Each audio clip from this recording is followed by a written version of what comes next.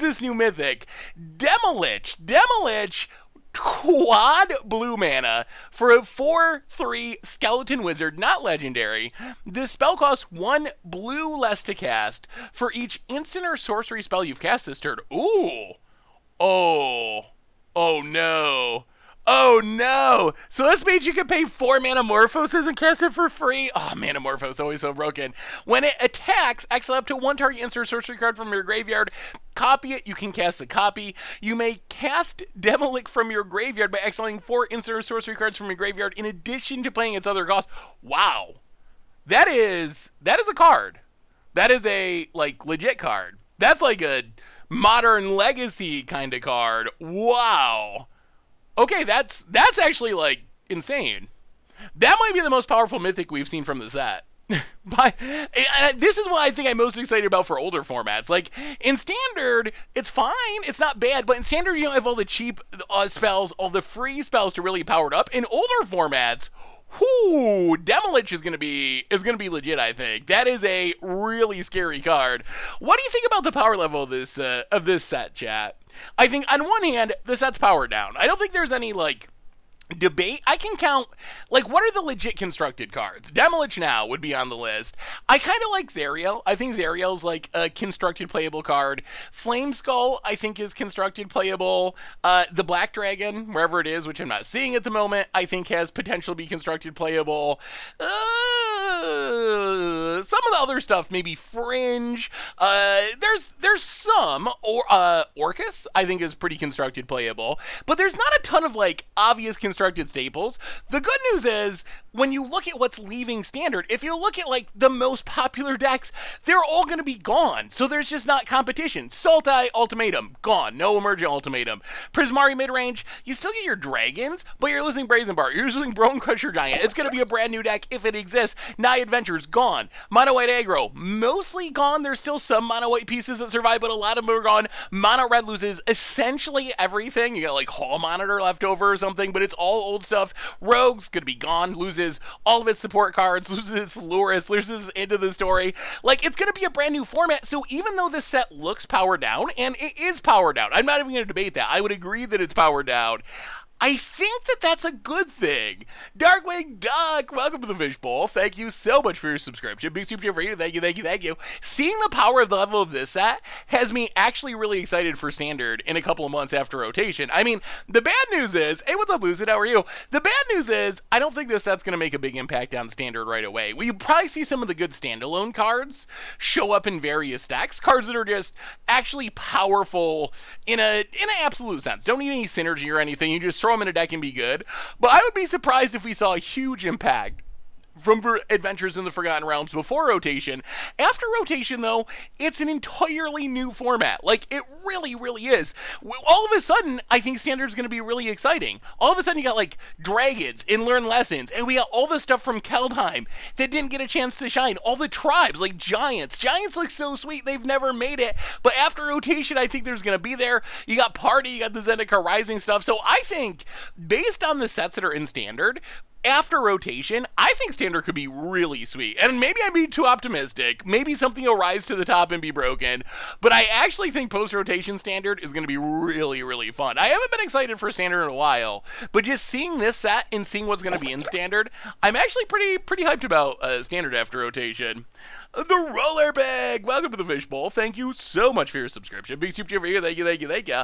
And also, I feel like I missed one. Darkwing Duck, hello to you. Big super cheer for you. Thank you, thank you, thank you. I did get a new camera. Does it look good? Can you see each individual beard hair? That was the goal, to show off the lustrous beard better. That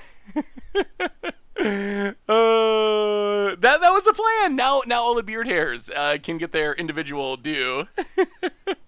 Anyway, today it is cube time. We're cubing. We're gonna try to do something crazy. It's Chromatic Cube. Who knows what can happen? It's big, it's flashy, there's all kinds of ridiculous stuff going on.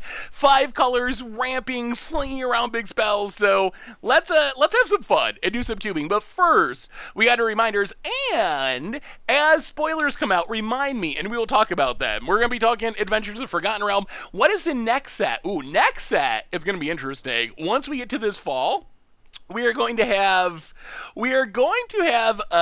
two Innistrad sets in a row. Something weird's up. Something weird is going on with this set release. Because normally we get a set in September and a set in February. Instead, we're getting Innistrad in September and then another Innistrad, I believe, in the end of October, November. And that means something weird's happened. I don't know what it is. My guess is, if you add everything together, there's some crazy Phyrexian thing happening the first of the year. That's gotta be what this is leading to. It's gotta be leading to some sort of ridiculous Phyrexian return to Mirrodin. We've seen the Praetors. We had the Praetor, like, update where you're getting the Phyrexian creature types. Something's happening. Something's up. Something's suspicious, and I think it's gonna be really sweet, so I'm excited for it. Yeah, one of the Innistrad sets is werewolf theme, and the other is vampire theme, I believe, but anyway, that's not till September. We got other stuff for now. We have Adventures in the Forgotten Realm and reminders. Replay YouTube. That's where you invite all the old streams, including this one in the future. Normal YouTube. Spoiler content against the odds. Did some ooze storming yesterday. Tomorrow for Much Brew, we're playing a sleeper from Modern Horizons. Oh, it's a card that I totally did not think was going to be good in Modern, but is actually really sweet. We were playing some Karth the Lion. Karth Super Friends is like my new addiction. So this is take one. I'm sure we'll play more Karth in the future, because Karth is a sweet card, but that's on Much Brew tomorrow, so check that out. A reminder that our sponsor tonight is Card Kingdom, and maybe you need some magical cards. You can get them from cardkingdom.com. They got Dungeons and Dragons Adventures in the Forgotten Realm. They got Modern Horizons 2. They got Briberies, Regal Forces, all that kind of stuff. You can snag them at cardkingdom.com/MTG Goldfish. Even get a free sticker. Let them know you want one. They'll hook you up. So thank you to Card Kingdom for supporting the show. Yeah, the new cam ended up working out really well. Like, it's so much better than the old one. I'm, like, kind of blown away at how clear it comes in. No, it's not. The chair is the same. You're just seeing it through a new camera, which apparently makes it look a lot better. I might have to get a new chair, too, at some point.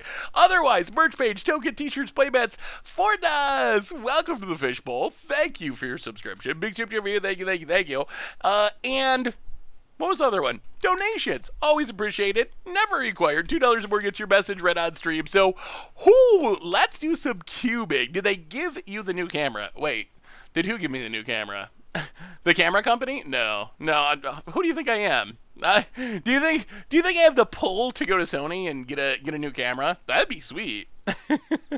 I will show off my beautiful beard, Sony, if you give me a camera. But no, I didn't actually get it for free. That would be awesome though.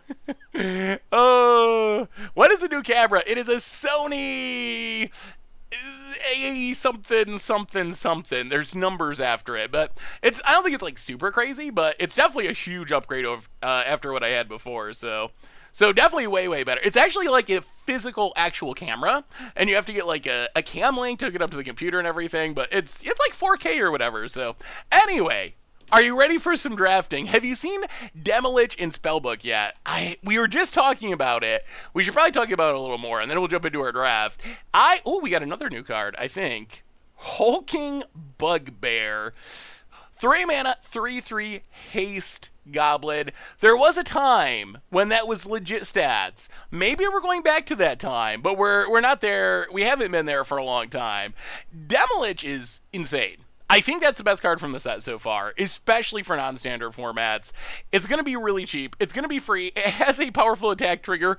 It's recursive. It is a really, really good card for like Modern, Legacy, maybe Standard, probably Historic. Spellbook, I really like. I wish it was a little bit less mana. Like that's kind of the issue with Spellbook. The ability is really sweet. It's just 7 mana to get it going is a lot. I gotta ask you about this card, because we haven't got to talk about it. This is the wildest card from the set. Maybe the first against the odds card, if I can. Where'd it go? Maybe the craziest. Oh, there it is. The Deck of Many Things. What do you think of the Deck of Many Things? Like, seriously. Seth, you could easily have every stream close to 1,000K viewers. You can't get sponsors for your stream. Don't think that you can't. Oh, well, thank you, Jalen. Well, maybe I'll have to maybe I'll have to call Sony and tell them. I want my money back for that camera. I have showed my beard on the stream.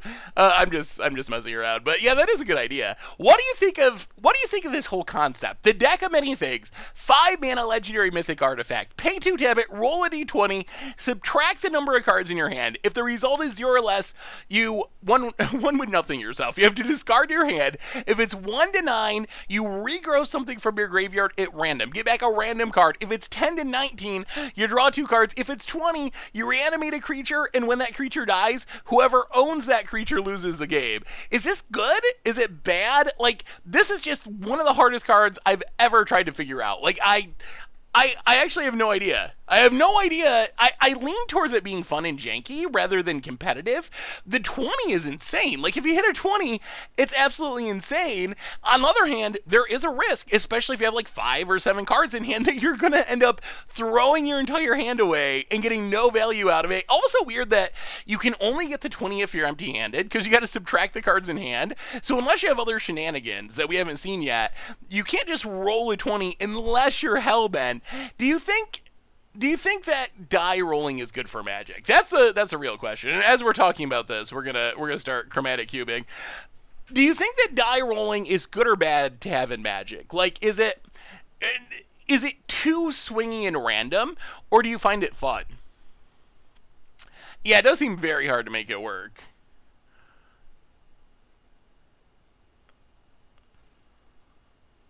Have you seen the 1 with nothing MTG Remy video? I don't know if I've seen that one. I've seen most of Remy's videos on Twitter or on Reddit, but that one doesn't sound familiar. It can't be much different than coin flipping. That's true. It is similar to coin flipping. Although coin flipping has never really been a super supported mechanic. Uh-oh, how do I make this bigger? All right, what are we taking, chat? Pack one, pick one. We'll look at more spoilers as soon as we finish drafting. Squash the Timber Fan. Welcome to the Fishbowl. Probably Velky. Thank you so much for your subscription. Big soup cheer for you. Genesis Ultim, obviously insanely powerful. I mean, I'm assuming this cube, it's called Chromatic Cube. I think you want to just, like, cast big, crazy things. Fix your mana, cast big, crazy things. Where's our clock? 50. Okay, we got time. 55 seconds. I would lean, Thief. Yeah, Thief of Sanity is also sweet. Easy Thief of Sanity. Solemn is good fixing, although it's not the sad robot version, so can we actually play it? I have a thing about invitational cards not having their their invitational winner out of. Valky Tybalt is obviously good. I mean, I assume we're gonna end up being a 5-color pile. That's kind of how I assume this cube works. Kenrith is actually probably insane. If we're going to be 5-color, Kenrith is probably the best card in the pack. Kenrith is just so much value. Valky, always Valky. Oh, Kenrith is so good. All right, we'll take Valky. Valky's flexible. It's a 2-drop. It's a 7-drop. It does everything. 4-drop slot is super important in this cube. Ooh, that is good to know. Yeah, I assume we're gonna have to be drafting lands kind of aggressively. What do we think about Luca? Is Luca actually good? This cube is simple. Draw your bombs before your opponent. How is this cube? I haven't played this cube at all. Sisei is a cool card. Zyre! Welcome to the Fishbowl. Thank you so much for your subscription. Big soup for you. Thank you. I mean, we could go full on 4-color Sisei. Brawl's Expertise, one of the best cards in the set. Wow! I would not have guessed that. I would not have guessed that at all. Visionary for ramp. Visionary is a good card. Just take a land? Taking a land is probably pretty correct here, I guess, when it comes down to it. Serpent's not that exciting to me. You know what? We're gonna be responsible drafters. We're gonna take lands so we can cast our cool spells. I feel like we played a cube on Arena before and we did not take lands and we got super punished. Ooh, Double Vision is fun. That is just a fun card. I don't know what we're going to do with it, but it is really fun. Relic. Oh, Skyclave Relic is good, isn't it? 3 mana ramp and 6 mana, like, quad ramp. Yeah, maybe we should have taken Steam Vents instead. All right. We'll fix our mana. There's tons of fun cards. We'll get our fun cards after we fix our mana. That is a reasonable technique. Vivian's broken. Yeah. Ooh, Kasima. Kasima draws cards. Kasima draws a lot of cards. The lands are not very good for our deck. Well, at least our current deck. Magmatic Channeler's good. Crackle with power. We can probably get enough mana to kill someone with it. I've never killed anyone with a Crackle of power. We could do that. All right, let's Crackle. Crackle's fun. Yeah, Amber. Well, I do like drawing cards though. I do really like drawing cards. We'll take Crackle. So far we're like Rakdos / Grixis. We're a Crim deck. We're kinda Crim, but without the counter spells. Circle of Loyalty will come back around because other people haven't realized how busted it is. So we got time. We got time to get it. Atris maybe? Miko B, welcome to the Fishbowl. Thank you so much for your subscription. Big super for you. Thank you. Feed the Swarm. Feed the Swarm is good removal. It is good. Well, fine removal. Atris is card draw. Mind Stone is more ramp for our Crackle. I feel Kraken is a neat card. I don't know if it's super powerful, but it is sweet. Kind of tempted to take Mind Stone. Let's just take the ramp. We'll take the ramp and we'll figure the ramp. We have 2 different ramp spells now. Ooh, icy Manaless. Icy. We have a revenge week for Commander Clash, and I'm bringing back Svella. I don't know if you saw the Svella episode of Commander Clash, but not only did the deck do nothing, but then Tomer viciously mocked our Icy Manaless viciously throughout the entire episode. So I'm bringing back Svella, and I'm gonna show him what a Icy Manalith can do. Oh, it's just like a cool card. I like Svella. Cody's sweet, but I feel like we're already too permanent heavy for it to really work in our deck. I think we gotta start off on that plan a little earlier. Null Priest. I'm thinking Svella. We'll figure it. Ooh, Quandrix Cultivator. Oh no, black, red, green, blue. We can avoid white. We can avoid white and just be 4 colors. Cultivator is a really good card, though, if we can cast it. Cultivator, like, it ramps us. It fixes our mana. Chris! Yeah, maybe Surveyor is just better, actually. The body's worse, but it is more castable. Welcome to the Fishbowl. Thank you so much for your subscription. Big super for you. Thank you. All right, well, we'll try it. Oh, we gotta do it. We got Crackle with power. There's no way we cannot take Fire Emancipation. It's probably absolutely horrible, but how can we not take Fire Emancipation? Live the Dream Cube. We're gonna live the Dream Cube. So if we have a Fire Emancipation and we crack this for 5 mana, it does 3 times 5. That's 15. So we got to get to 7 mana. We're gonna be the classic burn ramp the classic burn ramp archetype.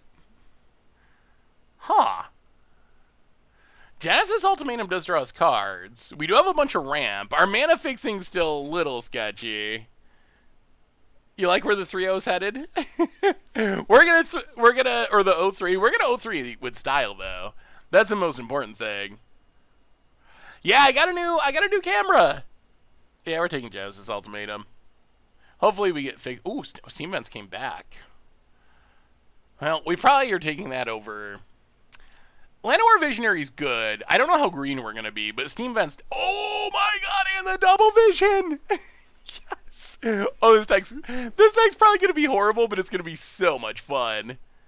We don't have any knights! I know it's busted, but I don't have any knights. Hey, see you, Doug. Have a good work. Probably Channeler, actually. I can't do it. They even wanted to auto it. I think Arena knows that it's us. None of these cards do anything. We'll take Blood Artist because it's maybe could do something. We'll take Gadrak. Not gonna play it. Sir Gwyn. What am I good with our Circle of Loyalty? All right, all right, all right. I like where this is headed. So things that are spells that deal damage go up in value. We got double vision and we got fiery emancipation. So we want to keep spells in mind. Not that we have to only take spells, but spells do go up a little bit in value for our deck. Nikki B. I mean, Nikki B is really good. Reciprocanut. Welcome to the Fishbowl. Thank you so much for your subscription. Big super for you. Thank you, thank you, thank you. Yarok is one of my favorites, but I think we might be a little bit past the point of making Yarok actually work. Nicole Bolas is in our colors, and it is strong. It is strong. In this pack, what are we going to take? Spire Bluff? Thriving More? There's not a ton that's awesome in this pack. Yeah, I mean, Spire Bluff is just... Although, we saw Steam Vent's table. Maybe we can take a Bomby card here and still get it back in the future. Well, Terramorphic is fixing. Oracle Moldiah can be... Oh, another Nikki B. Oh, no. Are we really just crimming it? Full-on crim mode? We might be full-on crim mode. We could just... I mean, we could cut the green cards and just be like Grixis Spell Ramp. Nikki B. Tribal? Crim would be proud. Crim would be proud. Oracle is really good. I'm sort of leaning right now. Like, if you look at our deck, we can go down Steam... let's move our lands to the sideboard for now. If we move our lands to the sideboard, we have 2 Grixis-colored lands. We could cut Zvela. We could cut Genesis Ultimatum and have this weird, like, Grixis burn deck? Something like that? I know, I passed the circle of loyalty.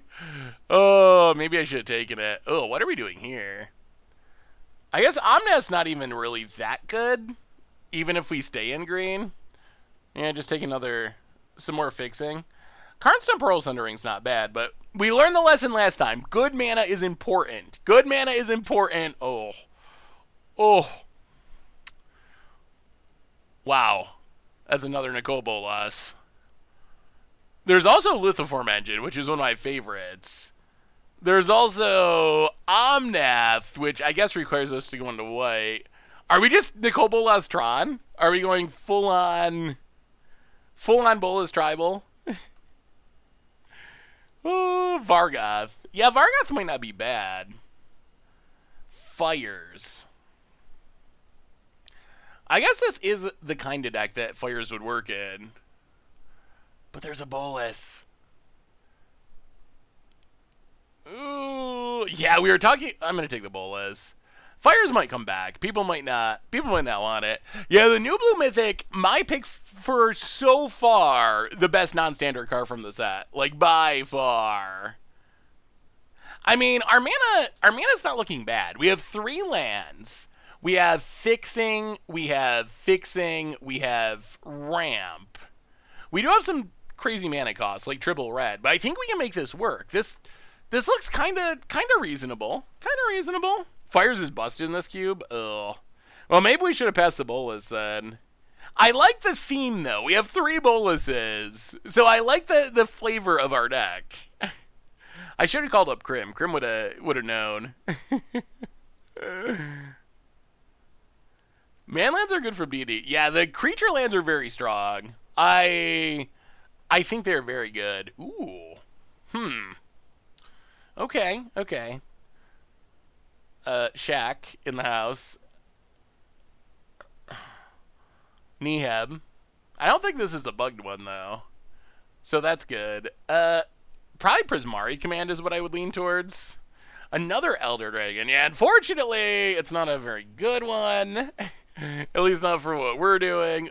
We don't really have much removal, so Prismari Command does seem decent. Ooh. Thassa's Intervention's probably pretty good here. We don't have much in our colors. Why is there a mascot exhibition in this? How is Rutha? I've heard people say Rutha's insane. Rutha, Fiery Emancipation, or Crackle, 7 plus bounce, 9 mana lethal? I think it's either Intervention or Rutha. Hey, Dogga Myth, good to see ya. Banner? Nah. I don't really like Banner. It only makes one color of mana. Ugh. Alright, Thassa's Intervention. Land that's not our colors, land that's not our colors. Sweet card that doesn't really do anything in our deck. Probably just Callous Blood Mage for value. I don't think we have enough creatures for Finale. We're not Life Gain. We're not Tisa. Yeah. Callous Blood Mage is still underrated. Hey, what's up, Elf? Good to see you, good to see you. Ooh, Treasure. Ooh. Or Goligan's Command. Or can we be a Yari on deck? Mystic Reflection is fun, too. We don't really have anything that goes with it, though. Blood Mage. Wait, Blood Mage. Oh, I'm too far ahead. Yeah, let's take Treasure Map. I really like Treasure Map. I've always liked Treasure Map. Oh, Yarok, back to no one respects the Ephemerate. Ephemerate's so good. Dragonkin Berserker. This pack has, like, nothing for us. Nothing. Well, you know what? We'll take Yarok on principle. Just because it's a Yarok, we will take it. We're not playing counter spells, though. We got no, well, I guess Thassa's Intervention's kind of a counter, but we're sort of like non-counter spell Crim Dot deck. And we didn't set out to be Crim Dot deck. We just kind of stumbled into it. Add 1 mana of any color. If you use it to spend a multicolored creature, enters with a, so we can put a counter on her and a Kobold loss. Alright, these cards don't do anything for us. Sarkin. Wow, that's Omnath. Blue, green. We're taking Omnath. Omnath is absurd. I don't know if we can make it work in our deck, but... Ooh, Tayova. Kiora's ramp. Kiora does ramp. We don't have that many creatures. Let's say Kiora. Random red card. Alright, this deck doesn't look absolutely horrible. It doesn't look horrible. Whew, the ultimate mana fixing.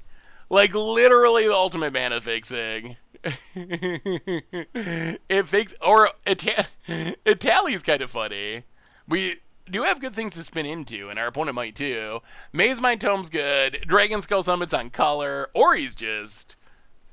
Ori, like, if we ever get down Ori, our mana is so amazingly perfect. Murderous Rider would actually probably be good in our deck. What does Kells do? Kells, 4 mana, 4/3 menace. When you sack a creature, oh, okay. Nothing for us. Head to refresh trip. Which cube you're playing, traditional or best of one? We're in a best of one draft right now. I'm gonna take Ori. I really like Ori. It draws cards. It fixes our mana. It kind of does everything we want. Ooh, Crux of. So I haven't played this cube at all. How creaturey is this cube? Like, do we want a Wrath? Is that something we want access to in our deck? Would we rather have a Fire Prophecy? I mean, the land is fine. All right, we'll take that. We'll be responsible. So many responsible drafters in chat taking the lands, which is the right thing to do. It's just it's not as exciting as taking sweet cards. Escape is a really strong card. We are pretty removal light. I mean, I guess some of our planeswalkers are removal-ish. Shark? No one expects the Voracious Great Shark.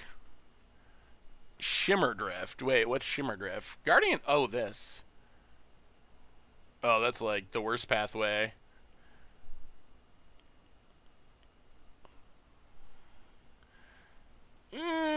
Let's take Shark. I think Shark is decent. Ooh. I do love Tulane. But we're not in those colors. Hostage Taker is sweet, and it isn't our colors. Phyrexian Arena is fine. Rouse Outburst is fine. Yeah, I mean, Shimmer's probably alright. I mean, Hostage Taker is also removal, which we need. Alright, I think we're getting there-ish. Land. Are we going to have enough... Ooh, Cultivator's Caravan. Fixing and ramp. Torolf. Whenever a creature planeswalker opponent controls is dealt excess damage, deals that much damage. Yeah, we can't really combo with that. Actually, we could take Farfinder. Another way to grab a land. We need like 3 or 4 more playables.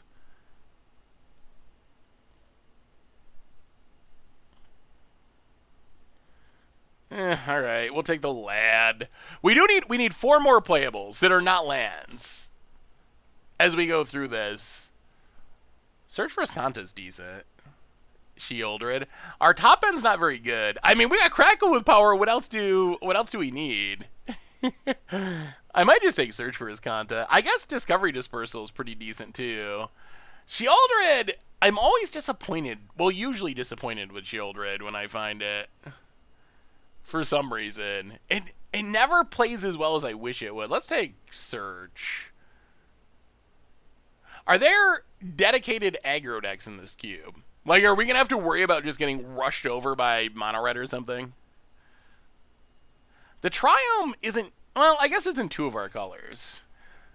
Mesmerizing Benthid. When enters the battlefield, make 2 illusions. And when this creature blocks, doesn't untap, has hexproof as long as you control illusion. Madroltha is not in our colors. We'll take the illusion. And we'll take the land. We've been very responsible with our land picking, I will say. So not too much aggro. All right, that makes me feel a little better because our deck does not seem very set up for aggro.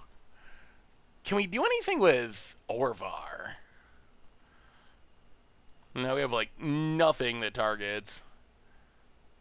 We can cast Awaken the Blood Avatar for full price, but that is a thing we can do. Yeah. We'll put it in the sideboard for now. We should be fine on playables. Ooh, Plarg? Yeah, that's the Vraska that's like a Death Touch payoff. We're trying to avoid being in green. We're trying to stay in 3 colors at the moment. I guess we'll take Fire Prophecy. Guardian Idol returns. Okay. I mean, that's a deck. That's a deck. We managed to build... We built a deck, and we drafted lands, and we got a bunch of Dekobo losses. Maybe not the craziest deck ever. Ooh, Toralf. Ooh, or Scuttlemutt. I don't know if we're going to play Toralf. Actually, we're more likely to play Scuttlemutt, probably. This deck might actually not be bad. Ooh, Madroltha. Madroltha on the wheel. I don't think we can do anything with Madroltha, but... Ooh, this deck actually looks kind of sweet. It's not quite as wild as I was hoping, but it looks... I mean, it's spicy enough. Alright, so we gotta cut... Well, alright. We gotta put lands into our deck. Oh, God. I wish Arena had a better setup for this. Rare. Land. I mean, we actually drafted a decent amount of lands. And Terry the Broken King. Welcome to the Fishbowl. Thank you so much for your subscription. Big super cheer for you. Thank you. Yes, got a new webcam, or a new camera, which hopefully explains the better quality. Hopefully it looks better. How many lands? I think we gotta cut. Yeah. All right. We need 2 more lands in. And then we gotta cut 2 non-lands. Yucky! Welcome to the Fishbowl. Oh, Madroltha's in there, you're right. Welcome to the Fishbowl. Thank you so much for your subscription. Big super cheer for you. Thank you. You gotta have the matching lands. 15 clicks away. Alright, so Adam Mountain. What's the last card we're cutting, chat? One more cut. And then this looks kind of fun. I just want to get someone with Crackle. I've never crackled anyone to death. This is our chance to crackle someone to death. Oh, where did you send me the list, Erroneous? I have not seen that. How good is the Precon MTG Goldfish is spoiling? Ooh, you'll just have to wait until it's spoiled. Yeah, can't really say anything about spoiler cards. Maybe Kiora is a cut. Kiora does die. We don't have creatures. We have plenty of other ramp. Boom. Run it. I think we broke it. What color is your spoiler? Is that public information? I don't know. I don't know if that's known yet or not. I can say, I believe that the face commanders from all the commander decks go up tomorrow. So then you know the colors, and you'll have an idea of what our decks, at least the face commander of the deck. So keep an eye out for that tomorrow, and then we can talk more about it. What do you think record-wise? How are we going to do record-wise with this deck? Hey, awesome, dude. Good to see ya. How are you? 7-0? 7-0 in a row? Ooh, we got the crackle. We got Magmatic Channeler. With Magmatic Channeler, how bad can any hand be? 0-3, 3-3, 5-3. 5-3 wouldn't be bad. Land go. Gavin gave us pictures, names, and colors of the face commanders and told us he was spoiling each deck. Oh, okay. Wait, is that true? Is this a ruse? Is this a ruse? I know Gavin did a video, but I don't remember specifically what he said as far as the details. I remember the art being shown off. Okay, well then you know the colors. Then you know the colors that we are spoiling a red-black deck. So that is public information that is already known. The name, I don't think I even know, honestly. Speaking of ruses, are they actually playing some horrible pump spell and they're going to wreck our Magmatic Channeler? They could have a shock. Well, we'll take it. We'll take it. I want this looting ability.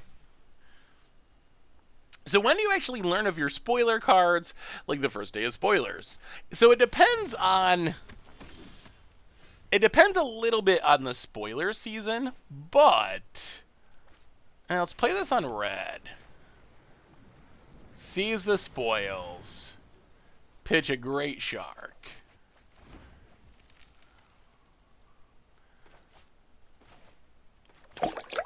Pass the turn. Well, Prismari Command's not bad. That can kill the Mentor of the Meek, at least. Winter Melant! Welcome to the Fishbowl. Thank you so much for your subscription. Big tip for you. Thank you, thank you, thank you. 9 months indeed. Oh, welcome. Welcome, welcome. So normally, get the spoiler card like a week or two before spoiler season. In general, but it really depends on the spoiler season. Sometimes it's earlier, sometimes it's later. I found a crazy thing to do a new standard, echoing equation, stuff like Intrepid Outlander and Nader to venture multiple times in one combat and blow through the dungeons. Ooh, that is spicy. That's super spicy. Ooh, the other combo I saw. The other combo I saw today for standard, which is absolutely horrible, but sounds kind of hilarious. Let me see if I can pull up the cards. I mean, I don't think it'll actually... I mean, it would be a good against Oz combo. But there is... Where's the red rare? Where is the red rare? So... Oh, this thing. Delina Wild Mage. When it attacks, you roll die. If you get 1 to 14, you make a tapped and attacking token copy of a creature you control. If you get 15 to 20, you create it and get to roll again. The idea of the combo is you play the fairy that's like Carrick's other thumb, Winter Melant, with the gift sub to Esme DSF. Welcome to the Fishbowl. Thank you so much for your subscription. Big super for you. Thank you, thank you, thank you. No, no, no, no. You're supposed to be blocking. The idea is you get down the pixie fairy or whatever it's called, that when you roll a die, you get to roll 2 instead, or that many plus 1 and keep only your best result. And that can shift the odds where you cannot really go infinite, but if you can get like 2 of the pixies on the battlefield, the odds are like heavily in favor of you winning again. And then if you get up to like 5 or 6, it's like 95+%. And then if you get even more than that, you're gonna have to get like super unlucky. So it's a way that if you get it set up right, you can go like semi-infinite, not truly infinite, because there's always a chance that you're going to whiff on all your die rolls and end up losing, but pretty close to infinite. That's kind of a cool idea. Should we hostage take to the mentor instead of killing it? It's a good question. Maybe? Except if they kill it, they get it back, which is annoying. I kind of want to just pass. Yeah, let's just untap land. Pass the turn. Also a little worried about Grateful Apparition proliferating, so we can see what our opponent does. Kill something, make a treasure. 1, 2, 3, 4, 5, 6, 7. Nikki B. Nikki B comes down to win the game, hopefully. I also like saving Hostage Taker. Ooh.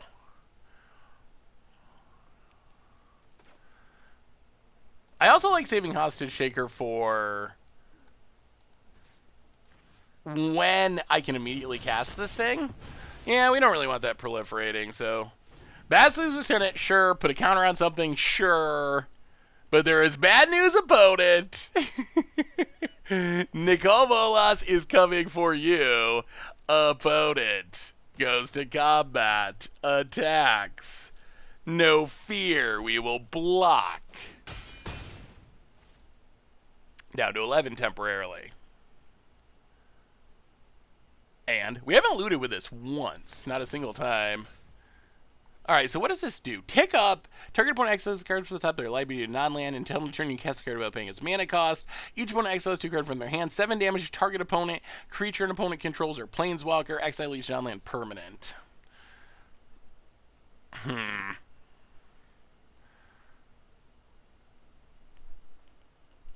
I mean, you don't draft 3 Nicole Bolases and then not play them when you have a chance. If this gets mana tithed... I am expecting it. Just know that I am expecting it, but we're still doing it. Okay, no mana tithe. Yeah, I mean, I guess we tick it up. Let's see what you got. Alright, Shalai's fine.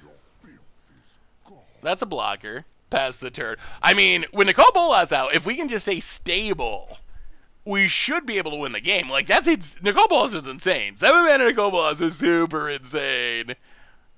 Opponent, what do you say? Opponent's playing a very fair-looking deck. They're just playing kind of nice, fair white stuff. Yeah, Hexproof is decent here. And we do have a decent amount of... whoa. Oh, okay, we got Hostage Taker, so that's kind of okay. Opponent grows the dorks. Attacks Nicole Bolas. Attacks Nicole Bolas. Good thing we held on to this Hostage Taker. If we can get enough mana...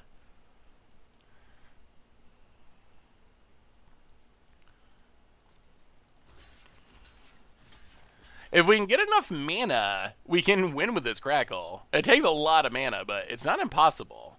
Get rid of the Mentor of the Meek.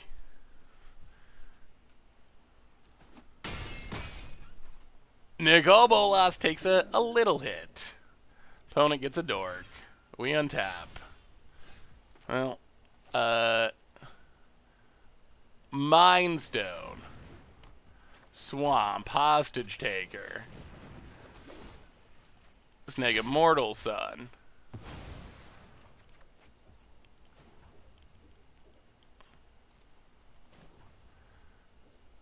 Get rid of your last 2 cards. Ooh, alright. Pass the turn. Do we want the Immortal Sun, though? That's the other question. Do we actually want this because it's just on our own Bolas? Yeah, getting rid of the last 2 cards is totally worth it. I mean, so far so good. So what are you most excited about? They had a land and a Captain Sisay, which, glad we're not dealing with Sisay. So what are you most hyped about so far? We're like 3 days into spoiler season. I think less than halfway through the set.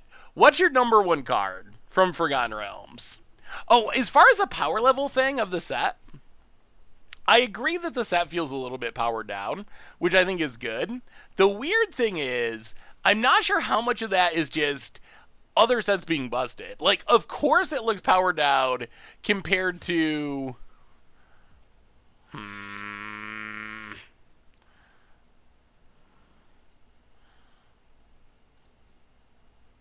Okay, so I think we actually just... We can't let them get the Mortal Sun back. So I think we actually just take it and then a Mortal Sun. A meal. Alright. Opponent passes.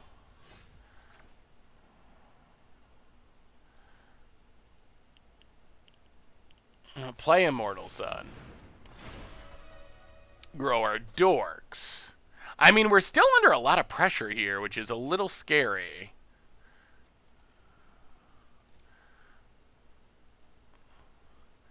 We block here 4, 5, 6, 7, 8.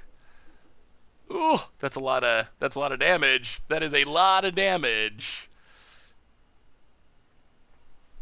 Yeah, meal is frightening. Blinking this Bastards Lieutenant. 1, 2, 3, 4, 5, 6, 7. Boy, Crackle Power takes a lot of mana. I'll play Surge.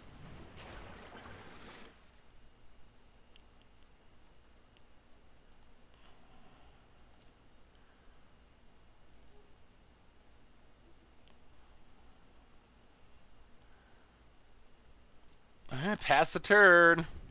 Opponent taps. Demolich, I think, is the best card for non-standard formats that I've seen so far from the set. That card seems really strong to me. I don't know how easy it'll be to support in standard. I think you can still make it work.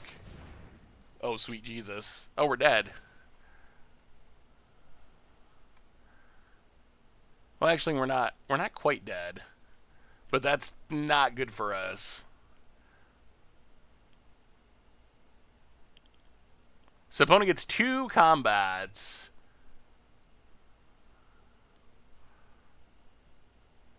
Yikes. Yikes. What a card for our opponent. Boy, a meal into extra comp. Opponent's very aggressive. Apparently aggro is a thing. Opponent. All out attack. Well, we block.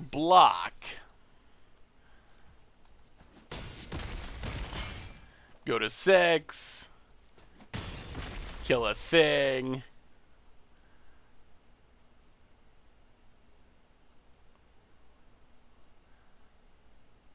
Oh, we really need a blue source for this Benthid, I think.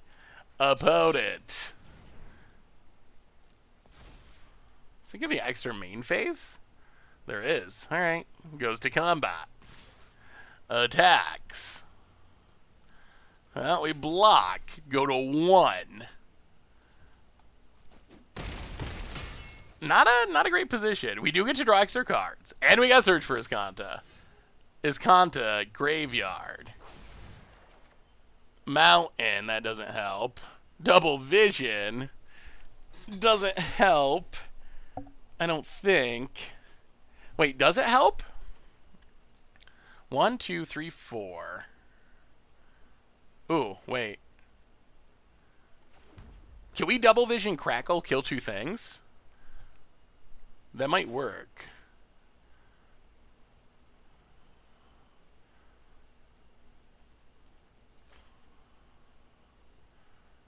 Oh, it doesn't. Oh, we copy it. Yeah. That works. Hey, what's up, Donos? How are you?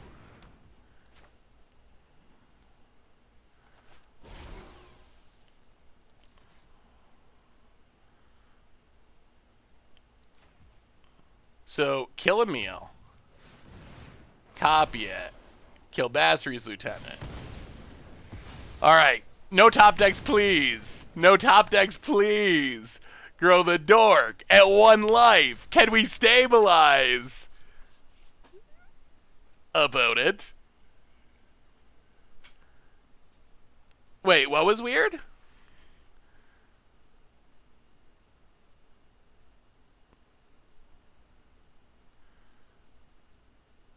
Oh, but then we get a double vision down. I think having double vision down's worth it. For future things that we might draw. This is called Chromatic Cube. So it's kind of, I guess, like 5-color cube. This is the first cube draft I've done, so we're figuring it out together. This is the first game about it. Combat.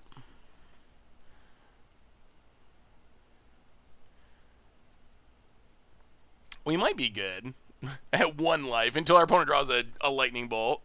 Hey, what's up, Alsip? How are you? Good to see you. Good to see you.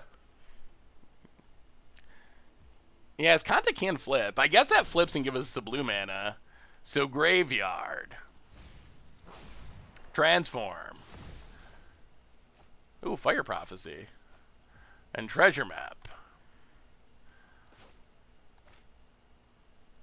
Alright, now we got all kinds of goodies. Well, Treasure Map. Scry with Treasure Map. We don't need Skyclave Relic. Benfed. Hitcha. We do gotta close it out before they draw Burn Spell. Or a flash creature. Pass the turn. Come on, Illusions. Come on, Illusions. Oh, yeah, our record should be 0-0. Thank you, Awesome Dude. Hey, how's life, Awesome Dude? Are you done with school for the summer? All right, Elspeth. Yeah, that's a threat. That's a threat. Opponent.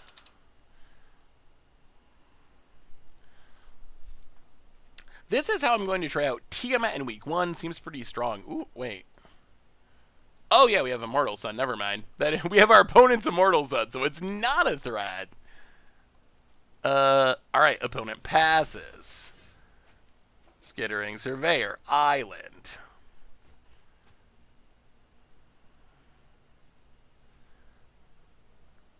Well, let's fire. Actually, you know what? Let's scry first.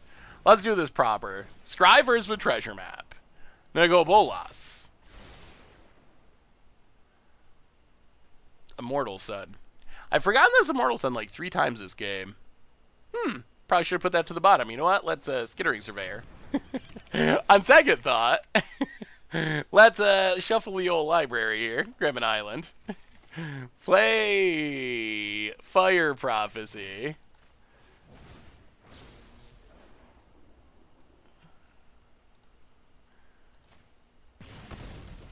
Land to the bottom. Kill the dork. Land to the bottom.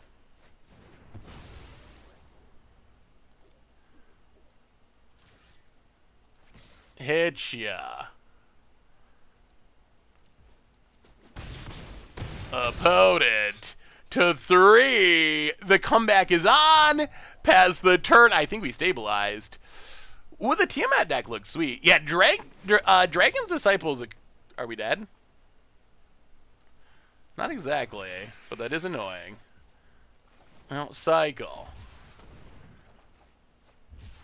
Orrery. Untap. Draw. Oh, opponent, why are you making this so difficult? Just die, please. I'll flip the Treasure Map. Callous Blood Mage.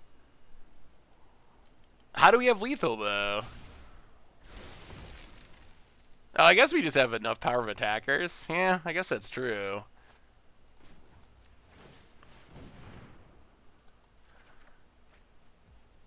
Now we definitely do. All right. Attack you. Attack you. Fiery Emancipation is here. It's actually 9 and 9. We have so many sweet cards. Why do we want the game to end when we still have sweet cards? The Tiamat deck looks sweet, Halfling. I like it. I am very interested to see if Forgotten Realms is going to be able to compete immediately. I definitely think it's going to be sweet after rotation. As it is, Before rotation, that remains to be seen. One of the things I really like about dragons in our future standard is that we're getting these weird dragons that in a normal set would not be dragons. Like Dragon Turtle, in any other Magic set in existence, that would not have dragon on it. But because we're in Dungeons and Dragons, it's a dragon. So it actually works with all your creature type matter stuffs, your Orb of Dragon kind. So I think that might be a reason that dragons can work. Normally you're not going to have these like defensive 3-drop creatures that are tribe members if you're playing dragons, but in this standard we're going to, which is interesting. Hey, what's up, Aussie Dave? Good to see ya. How are you? Well, Tabland. Well, we got Emancipation Double Vision. If we get to that point of the game, it should be sweet. Mountain. You know what? We're going to Valky. See what's going on over there. Alright, opponent has infinite removal. Quite literally infinite. Pass the turn. Alright, all the removal into Oracle Moldaya. Yeah, I'm excited for AFR too. Hey, what's up, Lesbia? Good to see ya. I feel Forgotten Realms is stronger than anything in Standard that isn't Eldraine, so I'm actually worried it will be D&D Standard for a while. I feel like it ranks behind all of last year's sets. That's my feeling, at least. That it ranks behind all last year's sets, but we'll have to see. It's probably on par, at least, with like Strixhaven and Kaldheim. A lot of it's probably going to depend on just how busted the dungeon mechanic ends up being. I think that's the big question. Opponent going off with Oracle. Also has a Nissa. Yeah, opponent's going to draw some cards. And kill some stuff. Nissa. Yep. Opponent hits us to 13.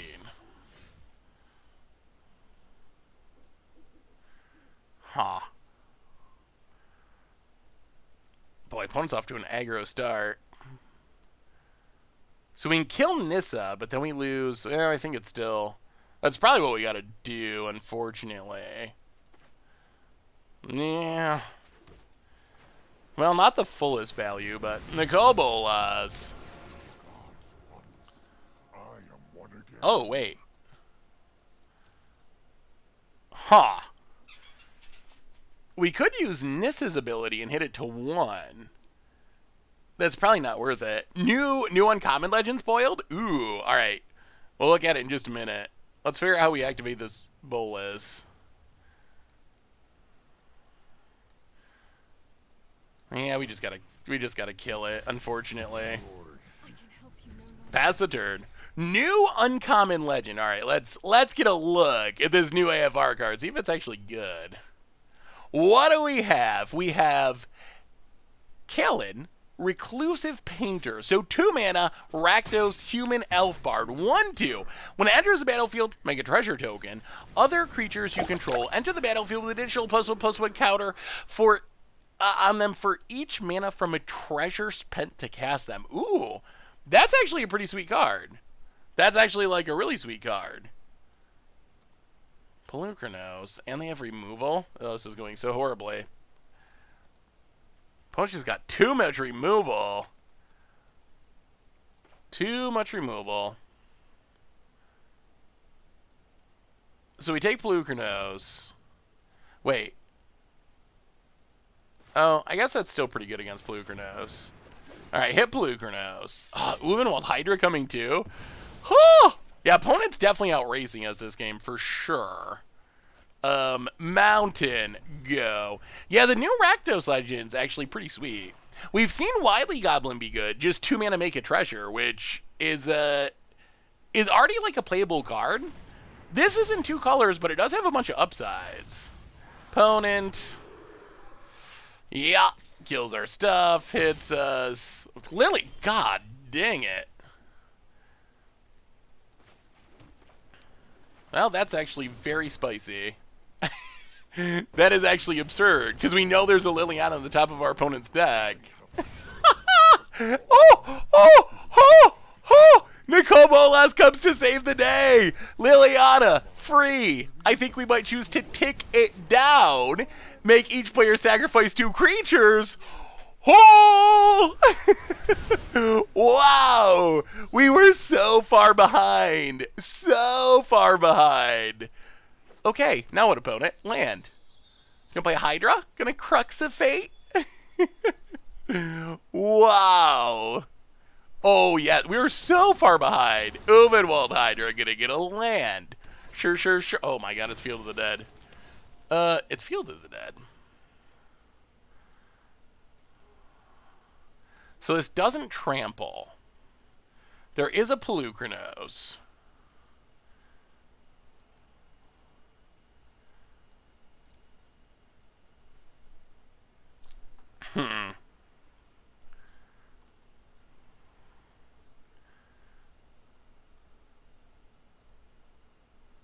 Wow, is it? No. It is lethal.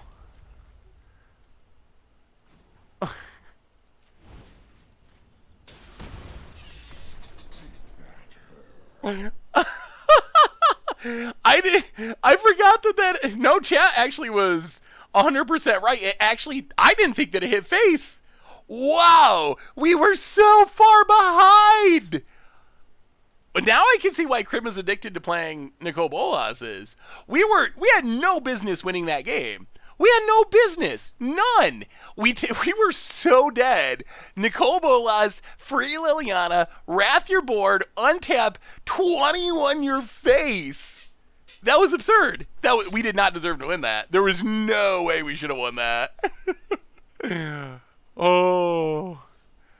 That was spectacular. Okay, so what did we learn today? That Nicole Bolas can hit your opponent's face. And we're up to 2. I totally forgot that. We're up to 2-0. Wait, so yeah, I like this new uncommon. What do you think of the number of uncommon legends? Do you think that... So my opinion is that uncommon legends make standard worse to some extent. And other formats worse. Because they're clunky. And they don't really seem to get a push of power for being uncommon. Do you think that they make Commander better? Like, they have to, right? Just having more options is always a good thing. Dogamith with the gift sub to the Asian Avenger. Perfect timing for that. Welcome to the Fishbowl. Thank you so much for your subscription. Big super cheer for you. Thank you. I'll keep the land past the turn. Yeah, demo looks pretty insane. They are very good for, like, Peasant Pauper Commander. They are great for Budget Commander. I appreciate it. Dog. Guardian Idol. Yeah, that's the thing, is they're not very powerful. So I tend not to play them myself too often. But I don't think that makes them bad. Huh. I think we wait. Let's just... Yeah, let's just draw a card. Cal's Blood Mage is so good. Does not get the respect it deserves. It deserves way more respect than it gets. Honestly, I'd prefer they move uncommon legends to commander supplemental stuff unless there's a balanced reason to make legends with standard. Something else, yeah, I could kind of see. I mean, do you feel at all like they make legends less special? I remember when we got... Was it Dominaria that had the first uncommon legends in a long, long time? Like, we've got very few rare uncommon legends. Every once in a while, like, Kamigawa had some because it was a theme. But Dominaria brought with it uncommon legends, and it was actually a hype thing. And everyone was super excited. I was super excited. But then we started getting them in every set. And now when I see uncommon legend, I'm just kind of... it's just normal. It's not exciting to me at this point because they happen every set, usually 10 or 20 or a million each set. So it's just kind of like, meh, like, all right, another uncommon legend. Like, so I feel like it's lost some of its novelty, maybe, for me. Not that that means it's a bad thing necessarily, and they shouldn't do it or anything like that, but I don't know. I've noticed they feel a little less special. At least they do to me. Yeah, let's go attacking. If you would like to trade, we're accepting of that. But at the same time, we need legends for Brawl. We want budget legends for Commander. So I feel like they're probably a good thing overall.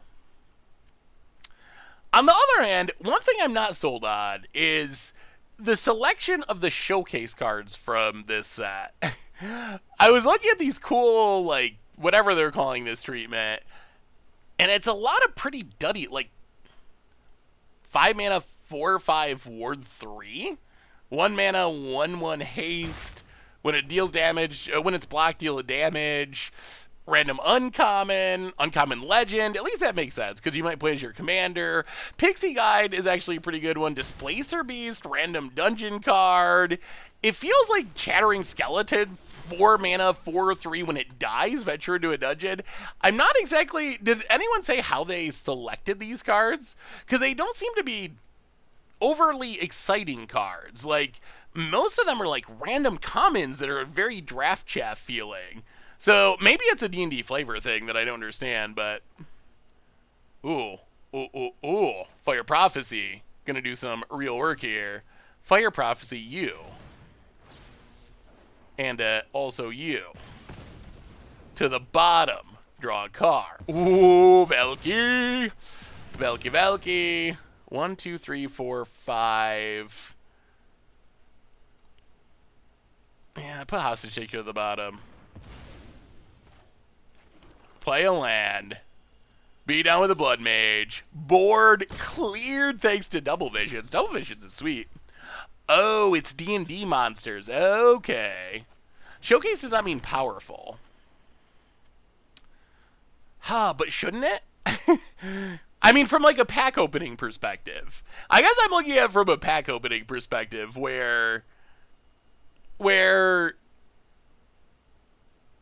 I kind of want them to be like exciting cards that I want to open. You know what? That's fine. Beast Whisper it is. We're going to draw cards and try to hit a land. 1, 2, 3, 4. And we get to copy it? Oh, that's insane. That is insane. You and you. And how about you? Man, Double Vision is like winning us games. Untap. Swamp. Tybalt. Get rid of Beast Whisper. No card draw for you. Hit ya. Fire Emancipation, our finisher in hand. Oh. Yeah, that wasn't meant to be a maybe it was a little complaint, but I was just noticing after cracking a bunch of boxes of Modern Horizons 2, I was just like, oh, there's a lot of like showcase cards that I don't know if I actually would want to open in this set because they're just commons. I mean, every set has some, but well, take up Tybalt. See what we find. Prismari Command. 2 damage treasure. Copy it. 2 damage treasure.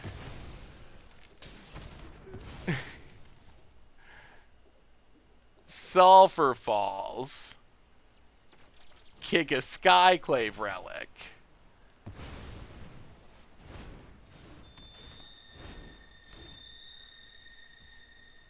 Hit ya. Oh. All right. Come on, crackle. We're getting to the point where we can actually crackle them. Did you have a favorite card you opened from MH2? I really like the etch foils. I really did. I know there's some variance with the quality from what I've heard, and some people dislike them, but I thought they made the old border cards look older to me, which I thought was actually kind of cool. So this deck has actually been insane. So I think like the old border fetch lands in etch foil were my favorite. Obviously, old border Force Negation is probably like the biggest winner value-wise, but well, Tybalt, take it up. Mind Stone. Fire Emancipation. Alloy Mirror. 1, 2. Land. Skittering Surveyor. Come on, show us the crackle. We could actually get the crackle win. Yeah, might as well attack. We have a new donation from... wow, opponent takes it. Takes a big hit. From Iris Rager. Hey, Seth. What will we have seen so far? Wait. Hey, Seth. With what we have seen so far from the new set, does it feel like the power level of the set is lower than any that will be in standard until rotation? Nothing so far seems broken or busted from the set. So, I think, thank you for the donation, Iris Rager. I feel like Forgotten Realms feels powered down to me, but in a healthy way. I don't think it feels powered down and bad compared to Strixhaven or compared to Keldheim. Compared to the brokenness from last year, I think it's obviously absurd. Crackle? Crackle, crackle? No. Well, Beast Whisper.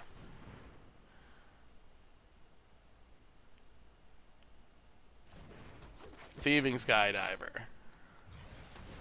Draw a card.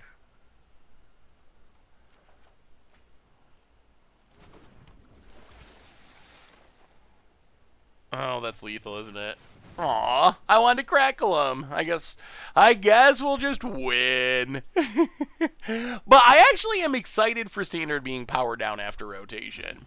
I mean, I'm not expecting Forgotten Realms to make a huge impact before rotation, but I'm really excited for what Standard's going to look like. At a glance, it seems like it might be pretty balanced, and it definitely is going to mean a ton of stuff that I was hyped to play when a set was released that wasn't good enough is going to be in the conversation. Like, I'm really hyped to... I feel like... Oh, my God. Okay. That I was not expecting. That I was not expecting. All right. Opponent not dead yet. That was a good one. You got us a bit. I'll play the land.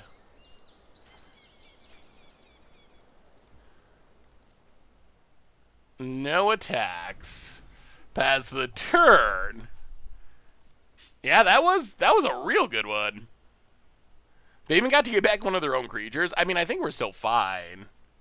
We're at 17. We got a Fire Emancipation. We are going to draw a Crackle with power at some point. We got the counter out of their hand. And all right, opponent, going to keep making dorks. Sure.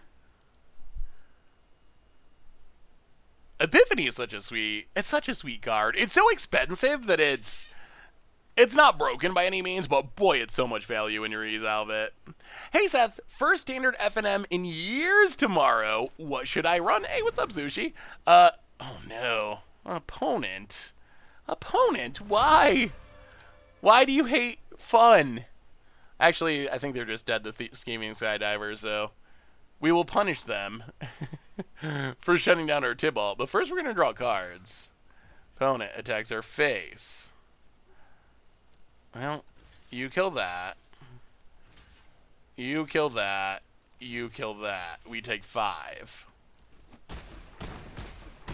What should you run in Standard tomorrow? Are you trying to win, Sushi, or are you trying to have fun? And I will say, I haven't played a ton of Standard recently, so... Alright, Nicole Bolas, draw a card. Alright, I guess we just gotta kill you. If you're trying to win, and this is my advice to someone who's been playing only Modern and Legacy pretty much for the last 2 months. I think it's the same as before, though, like Emergent Ultimatum, Rogues, Adventures, Is It Dragons, Mono White. I think it's, I don't think a whole lot's changed, so probably whatever's sweet for you. Yeah, this deck has been competitive and super fun. Like, it's actually done some pretty sweet things. I'm glad we have, like, Fire Emancipation, some of that stuff. Pests are cool. Sacrifice decks are fun to play. I'm glad to see we're winning. I don't think I've ever had such a poor limited record as with this cube. Ooh, this is... Maybe it's beginner's luck. This is the first one I've played. Have you seen the new Ravager deck in Legacy? Ooh, I have not seen it in action, but I have seen I've seen the deck list. It looks sweet. Oh, we got a new white spoiler? Wait, interesting and white spoiler? No way. I don't know if I believe you. I've never heard such things before.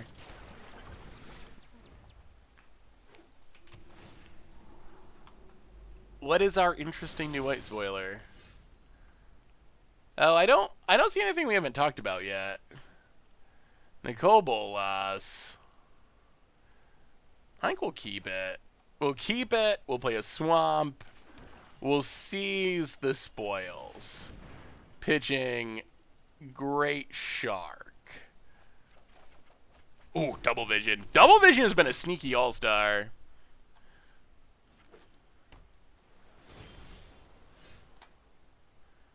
Ooh, Guardian of Faith. So I don't know where this... Ooh, Crackle. Well, this has been our goal, is to crackle someone, so we're going to keep.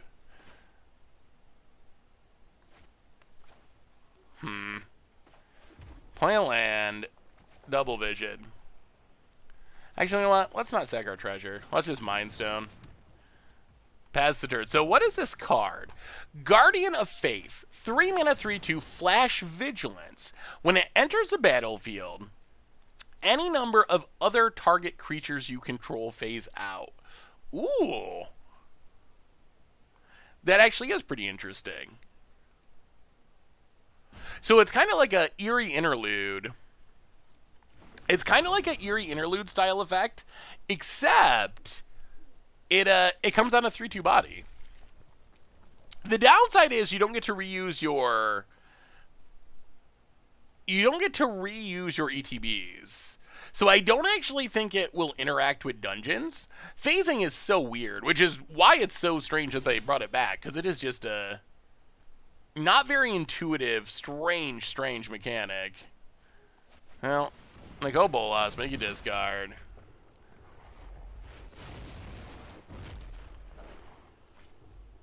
But yeah, so you don't get to reuse your ETBs, but it is a powerful way to save your creatures. Teferi's protection that doesn't protect you but comes with a body. That also means it's flickerable, which is potentially powerful. It does hit tokens, so it does wrath your own tokens away. Wait, no, tokens come back though, don't they? Is it phasing weird enough that your tokens phase out but still come back? Or am I misremembering that? Bonek, it's us. Yeah, I would love to see Hexproof go away. Yeah, everything comes back from phasing. Whether it seems like it should or shouldn't. Well, mill the treasure map.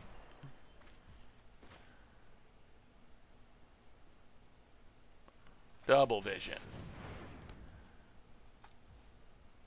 Pass the turn. 1, 2, 3, 4, 5, 6, 7. I mean, that's lethal, right?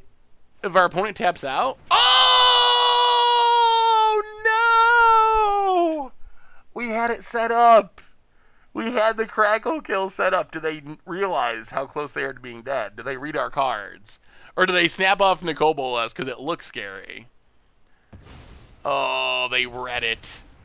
I thought we were going to get it. I thought we were finally going to get it. I mean, we've been winning, but we want to one-shot someone with Crackle. Opponent. All right, going to town. We need a black source for Nicole Bolas.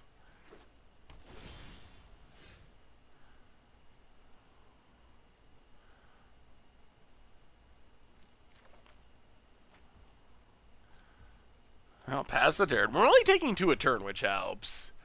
Yeah, I got a new camera, which is way more HD than the last one. Opponent. It's us. Yeah, Thassa's, if we can flip.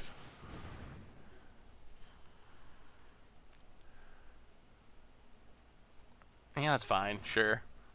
Sure, do your worst, opponent.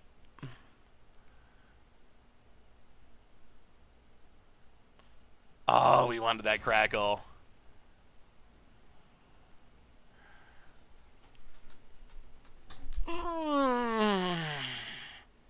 This is just like the standard deck.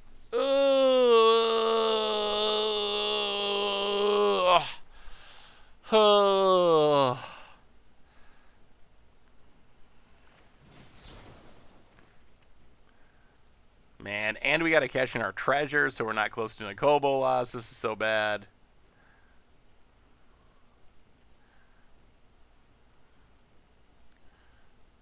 Is it fine? You know what? Sure. Sure. Tutor away. I think we need the draw 4 more than we need to counter that. Yeah, let's see. I don't think Cardboard Live is. Invert your eyes! Except for the rats. You can look at the rats. The desktop, though, is a little cluttered. I wonder if Cardboard Live is... It's been a while since we played Arena. Is it still... There we go. Hopefully it's working now. Opponent gets a... Fire... Okay. Gets a Fire Emancipation. Well, mill. Transform. 1, 2, 3, 4, 5, 6, 7.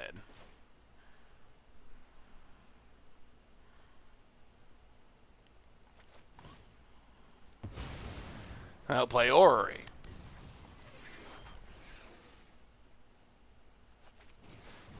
Play Nicol Bolas. Will remake the multiverse in my image. Kill the Solemn. Oh, we'll see. We'll see. We'll see. We'll see. About it. Do we got new spoilers? Oh, we saw the Guardian of Faith. Guardian of Faith is cool. Seems pretty good. Alright, opponent tap land. 2 spells. One's Fire Emancipation. What's the other one? Sarkin the Masterless. And... yeah, we don't actually have a way to deal with that. Oh, sweet God. Those were the 2 cards in your hand? Oh, that's absurd. Alright. Sure. Well, we lose this one. We draw a land. Well, oh my God. Hey, what's up, Reese? How are you? Thanks for watching. Wow, that was some good cards in our opponent's hand. All the bombs. Jeez. Well, Fires of Invention is apparently pretty good. Someone said that they thought it was good, and it looked good there. Oh, how are you, Mr. Orange? A quick reminder that our sponsor tonight is Card Kingdom. If you need some Adventures of Forgotten Realms cards or Modern Horizons 2 cards, you get them over at cardkingdom.com. It is so weird that Moto is more affordable. The Magic digital clients are so funny. Because the big reason people are hyped for Arena is because it's free to play, which does make it more affordable for a certain group of players. But then for longtime Magic players, it's actually like way more expensive. So you hear a lot of complaints and real complaints about Arena being way too expensive and people sticking with Magic Online. So you have this like new client that's free to play, but actually super expensive for some people. And then you got Moto, which is more expensive than free-to-play for free-to-play players, but is actually way cheaper than Arena for a lot of other players. What a weird setup. Just a weird system. We will grab a mountain. Yeah, if you're a free-to-play player, then Arena is definitely the way more expensive way. Did you see the new Quad U Mythic from 1 to natural 20? How broken and modern would it be? I would say that it's definitely modern playable. I would probably give it a... I would probably give it a... maybe a... Ooh, there's Crackle. I would probably give it something like a... 13? 13 on a scale of 1 to natural 20. I mean, maybe 15. Like, I think it's strong. I don't think it's probably, like, bannable or anything like that, but I definitely think that Demolish is a strong powerful card that is good enough for formats like Modern. What do we do now? I'll go to combat. Smack the Planeswalker a bit. Opponent's going to be trying to get down a big dragon, I assume. Don't stop now. Play a land.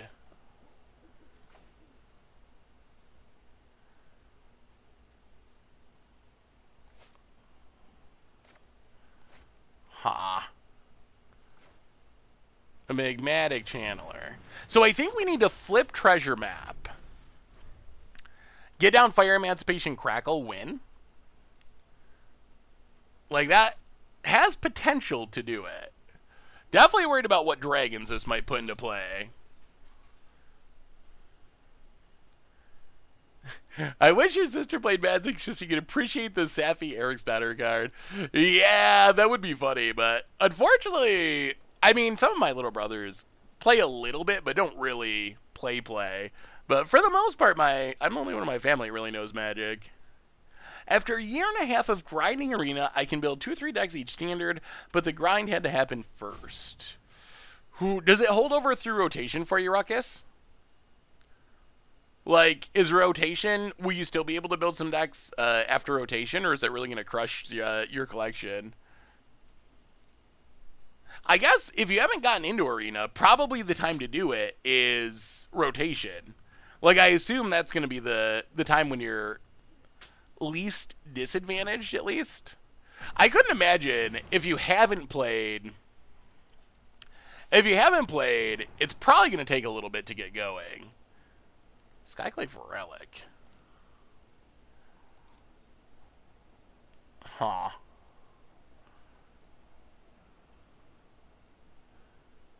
That doesn't let us...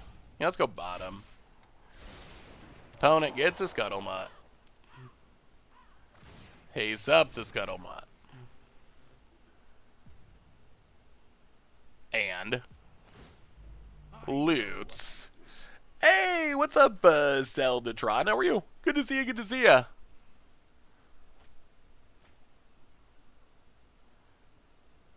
It doesn't show how many times you cycled? Yeah, that would be good information to have. It seems like that makes it... I don't think I've ever seen anyone cycle 4 Yadaros. Maybe it's happened in the past and I forgot that it happened, but I don't feel like I've ever seen it. Well, Treasure Map. Steam vents to the bottom. Draw. Mountain. Oh, Magmatic Channeler. Discard.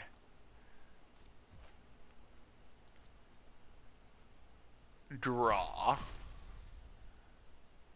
Wow. That did not go as planned. Ouch. Oh, that's kind of brutal. Wow, that is... Oh, that is the absolute worst possible way that could have went. Oh, no. I assumed we'd at least hit a land, but we hit 2 things we could play. Oh. Okay, now I guess we got to pass. Wow, that is a pretty disastrous way for that turn to go. Hey. Play Yadaro a lot in Big Red. How often does the 4 cycling come up? If you're good enough, you can easily play free-to-play best of 3 draft. I get a lot of gems. I've never spent money. Yeah. I mean, I think if you're good at draft and you enjoy draft, then yeah, that is a good way to build a collection for sure.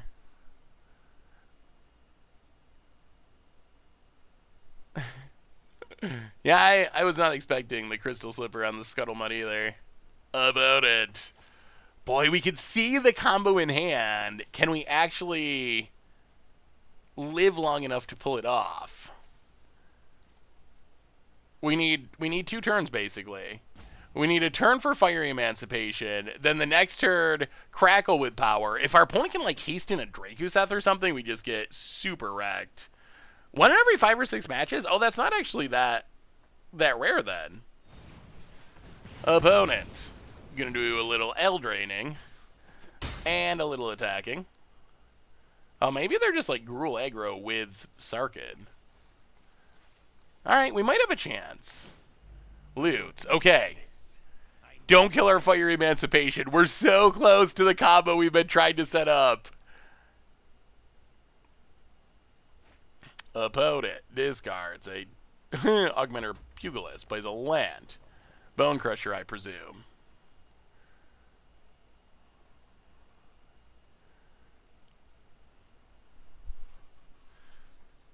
Opponent. Honestly, Meadow is amazing for drafting. You can technically draft cubes for $5 or so last time I checked by making a new account each time for 100 play points, which is a great way to draft at a really good price. So that is a good idea. I hadn't really considered the making a new account idea. Treasure map. Don't need his Kanta. Flip it. Draw. Mind Stone. Well, discard. Seize the spoils. Please hit a land. Okay, we hit a land. We take a land. We play a land. We play Fire Emancipation. Alright, please don't 17 us. They do have haste. We have it set up, though. As long as we don't die to something hasty with these crystal slippers of all things. Or they blow up our Fire Emancipation. We got the 20 damage Crackle. Come on. Come on. Just get back your Earthshaker Kenra. Hit us for a budge, and then enjoy the power. I mean, the only way we lose is if they kill us right now, or kill the Fire Emancipation. I guess even if they kill Fire Emancipation, we can just wrath their stuff, but opponent loots. Mostly if we die right now. Yeah, like a hasty Ilharg, something like that. Thankfully, they're not making dragon mana, so we don't got to worry about that at least. I mean, if they get back Earthshaker, that's fine. 1, 2, 3, 4, 5, 6, 7, 8, 9. That is more than enough mana.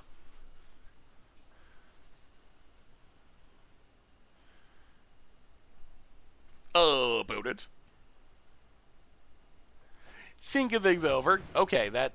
yes, that's a good card, but that is not going to kill us this turn. Guardian Project, playing for the long game that I don't think is going to come for our poor opponent. Oh, opponent. I hope our opponent gets to put some slippers on Dracuseth once in this cube. I'm rooting for them too. Not versus us, but at some point. Conflicted Swine. Welcome to the Fishbowl. Thank you so much for your subscription. Big soup cheer for you. Thank you, thank you, thank you. Well, crackle, crackle, crackle.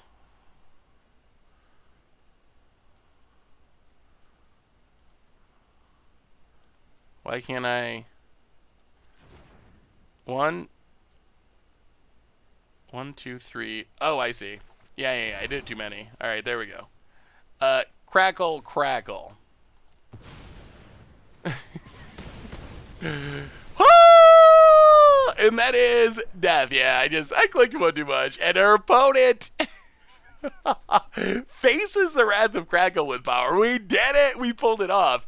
That is kind of sweet when it works. Like, that's the stuff I'm imagining in post-rotation Standard. Like, could you imagine how fun Standard would be if you could do stuff like that? It would be so spectacular. And maybe that's being too optimistic and hoping for something that's not going to happen. But I actually think if Standard was a little bit slower, a little bit more diverse, and a little bit more flexible, I think that would be super fun. Like, sometimes when I'm feeling bad about Standard, I just pull up the metagame page and I look at it. I'm like, all right, that'll be gone at rotation. That'll be gone at rotation. Mostly. That'll be gone for sure at rotation. Mono white, gonna greatly change. Mono red loses like everything. Cycling, that's gone. Sacrifice, most of its key stuff is gone. Control decks, lose a ton of stuff. Mutate, that's gone. Rogues, that's gone. Lovestruck Beast, thank God that's gone. Lovestruck Beast and Bone Crusher Giant, oh, finally out of here. Like, it's gonna be a whole new meta. It's gonna be a whole new meta, and it's gonna be super exciting. So when we get to rotation, which doesn't happen with the Reason of Forgotten Realms, so we gotta wait until September when the first Innistrad releases. But We will lose Eldraine. We will lose... we will lose Theros. We will lose Ikoria, and Gorset 2021. So, a pretty big chunk. Like, we lose not only half the sets in Standard, but we're losing the busted sets. We're losing Throne of Eldraine, one of the most powerful sets of all time. We're losing Ikoria.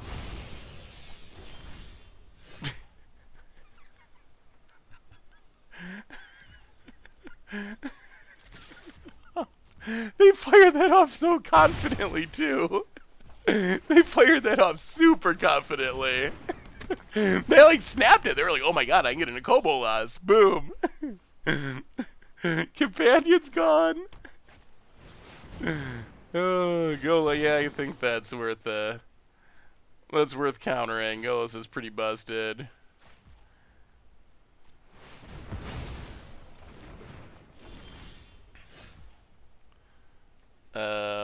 I'll discard a mountain. Prismari command. Treasure, destroy an artifact. Land on red. Hit ya. I can't believe our opponent did that. And then said, oops. Pass the turn. Yeah, Spark Double only can copy your own stuff. Old clones can target your opponent's stuff. Our opponent, I think, assumed that it could copy our stuff, but they didn't have any creatures, so it just ended up being a 0/0 dying. Inscription is a sweet card. Like, maybe cards like the Kicker deck. You remember the Kicker deck we played for budget? It would be so fun if something like that could actually compete in Standard, and I feel like there's a chance. Either that or our return to Innistrad is just going to be, like, super pushed, and we're going to repeat the cycle. But really, Keldheim, Zendikar was a good power level for the most part, outside of Omnath. Keldheim, good power level. Strixhaven, a very safe power level. Looking like the D&D is going to be a safe power level. I feel like when you add that all together, maybe Wizards has figured out how not to just always print broken cards. Like, we might have gotten there finally. Pass the turn. Archburglar Lord, welcome to the Fishbowl. Thank you so much for your subscription. Big super cheer for you. Thank you. I mean, you can still take around at Standard. I guess you'd win less often, though. Yeah. I mean, I think it's that the top tier decks are just really, really strong and really, really fast. Like, Lovestruck Beast, Bone Crusher Giant, the Ultimatums, the Companions. Those are insane cards. Like, I don't know if we appreciate how insane those cards are. Like, if we look at the format staples of Standard, and this deck is kind of working. If we look at the format staples of Standard, like, Bone Crusher Giant is a creature that sees play back to Modern. Ox of Agonis sees play in Modern. Gargaroth, fringe play, but does see a bit of play in Modern. Brazen Borrower, Modern play. Lovestruck Beast, lots of Pioneer play. Yarion, Modern staple. Even spell-wise, not as much, but like Mystical Dispute's a legit spell that sees play in older formats. But I don't think we totally... Valky broke Modern for a bit. Klothys sees play in Modern. Elite Spellbinder sees play in Modern. Lurrus broke every format, still very good in Modern. Like, the most popular creatures in Standard, if you look at the top, like, 20 creatures, many of them are, like, legit Modern staples. Not even like, oh, someone played it in their sideboard once, but, like, we're in a historically powerful Standard. Like, this doesn't happen very often. It might seem like it always happens, and it's actually not a big deal, but I actually think that if you dig into the data and the numbers, I think that because of Eldraine and Ikoria especially, and that's with bannings. Like, that's with a whole bunch of cards already being banned out of the format, but this is a historically powerful format, so I think things are definitely going to change a ton once we get to rotation. Oko, Uro. Ooh, do y'all want to do a the band event thinking of these ban cards made me think of it. Is it worth doing a stream of the band event and checking out some of the nerf cards? I think that would be. Oh, I actually gotta. I think that it's going on our stream next week. I think it'll be going on Tuesday. It seems like it'd be interesting to check out. Not interested, Days? Well, Temple, Scry. Just go back to some more modern. I want us to do the ATO tournament. Yeah, it would be sweet if we could actually pull that off. Guardian Idol, go. Remember when the scariest card in Standard was Bloodbraid? Or Siege Rhino? Siege Rhino was the card that was like breaking Standard. And now it seems a little bit quaint. But it hits us. Well, Mind Stone.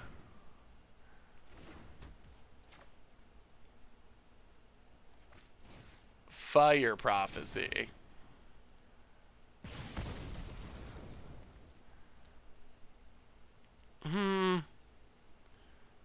Yeah.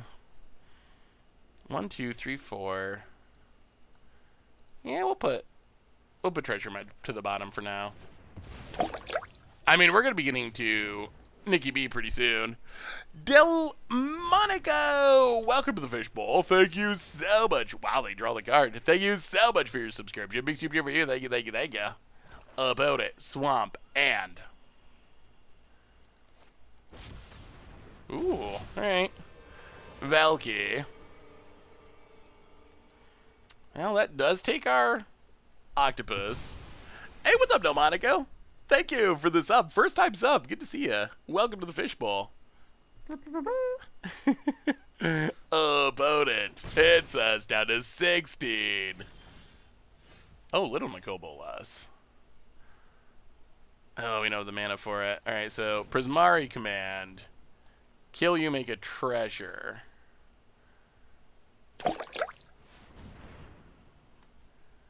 Get back our octopus. Play the land. Pass the turn. Scrub Master Flex. Welcome to the Fishbowl. Thank you for your subscription. First time sub, big super cheer for you. Thank you, thank you, thank you. So everyone, how slow will the dice animation be at Arena?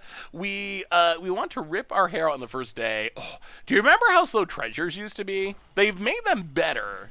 But that's something I thought of with, oh wow, they're just tapping out? Oh, opponent. Opponent! Not respecting the power of Nicobolas. Not even a little. Well, yeah, we'll play a land. We'll play a Nicobolas. You gotta force the will? No. We will tick it up. Dare challenge a god? And? What do we find? I'll kill the Ghostly Pilferer. Oh, they can draw a card off it! Well, we still killed it. Pass the turn. That Ghostly Pilferer drew our opponent a lot of cards. Question for you. Do you have all the dice you need to play this set already? In paper. On Arena, obviously, doesn't matter. That's something I've been wondering about. I'm like, wow, am I gonna have to go and buy a bunch of random dice? Because I don't play D&D, so I don't have like D4s and D12s and D20. I mean, I guess like if a spin down works, which I'm not actually sure if that works or not, as far as sanctioned play, then I guess I have those. But I might have to. Maybe this set is just a scheme. A scheme to increase D12 sales, D20 sales. Oh, I guess that's true. Oh no. Well, we'll sack our treasure. I don't think that fizzles it though. Sure. Is it all D20s that we've seen so far? It must be a non-spin down. Ooh, all right. Little reanimation action, sure. Well, how many cards in hand? 4. Well, let's cast one of our opponent's cards. Be needing those. Nightmare Shepherd. You came here with a plan. Mind Stone. Guardian Idol. Murderous Rider. Oh, just kidding. Not Murderous Rider. Pass. Should counter our mana a little better. Opponent gets pigged. Oh, well, thank you, Lucky Llama.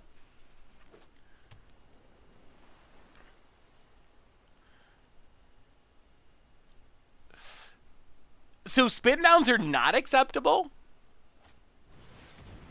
Ooh, all right, Noxious Gearhulk. That's legit. Kills the Nightmare Shepherd. Opponent goes attacking. Espros, welcome to the Fishbowl. Thank you so much for your subscription. Big super for you. Thank you. Opponent hits us. Well, hits Nicole Bolas. Might have to play the Octopus on defense. Down to 8. Untap. Draw a mountain. Nikki B. Hand check. Still 4. Well, let's steal a card. Maybe we can just mill him out with Nicole Bolas. Oh my god, that's pretty good. That's really good. So good that our opponent's out. Our deck's busted. Our deck is busted. I think we are exceeding every prediction when we drafted the deck. We're 6-1. We're 6-1. And we killed people with Crackle. Alright, one more. That's all we need is one more. Wow, the Nicole Bolas Plus is insane in this cube. Because everyone's playing busted things. We have won multiple games just by ticking up Nicole Bolas and hitting Liliana's, hitting extra turn spells. Yeah, I think I underrated it too. I thought we would win, I thought maybe 50-50, but I was not expecting us to kind of just cruise through almost with only one loss, almost undefeated. This is Chromatic Cube on Magic Arena. Didn't think we'd do too well. Yeah, who knows? You never know with a draft.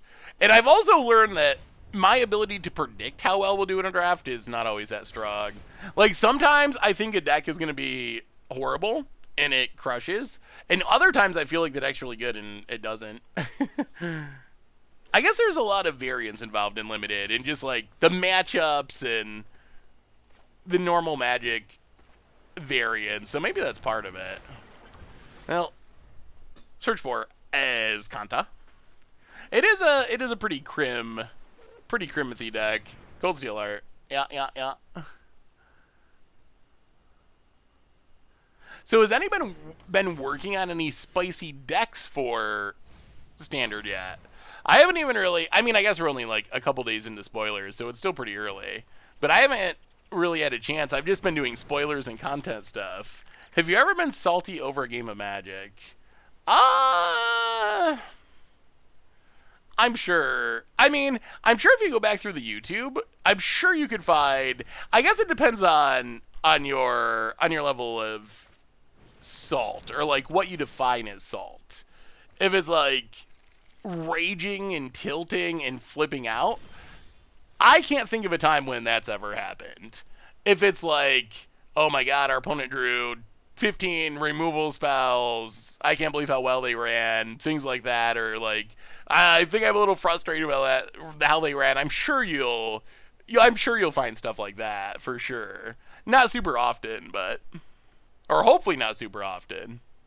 Yeah, well, I mean, Fiery Emancipation's what we're trying to do. Well, Callous Blood Mage. Draw a card, lose a life. Ooh, Nikki B.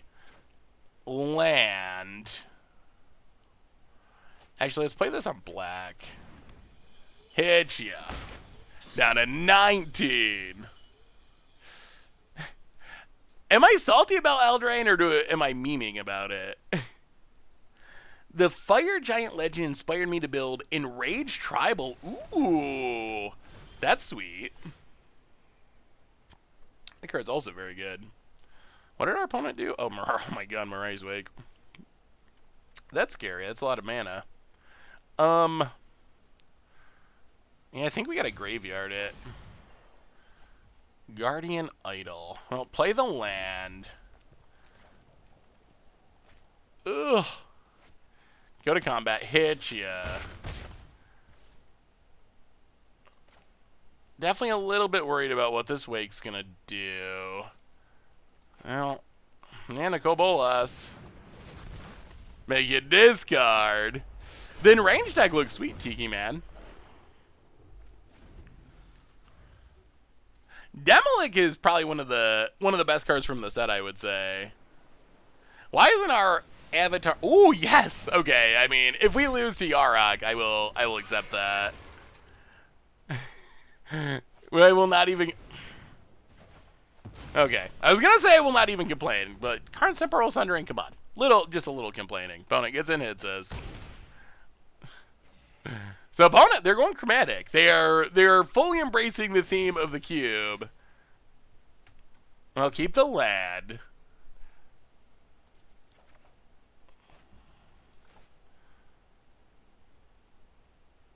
Land on red. Go to combat. Opponent has so much mana. Attack. Opponent takes it. Nicol Bolas. Jeez, Voracious Great Shark. Now Magmatic Channeler. Oh, it might be slipping away. Opponent is going to town. Land. Mirari's Wake is so strong. Why are they hovering our creatures? Extinction Event. On even to kill a thing.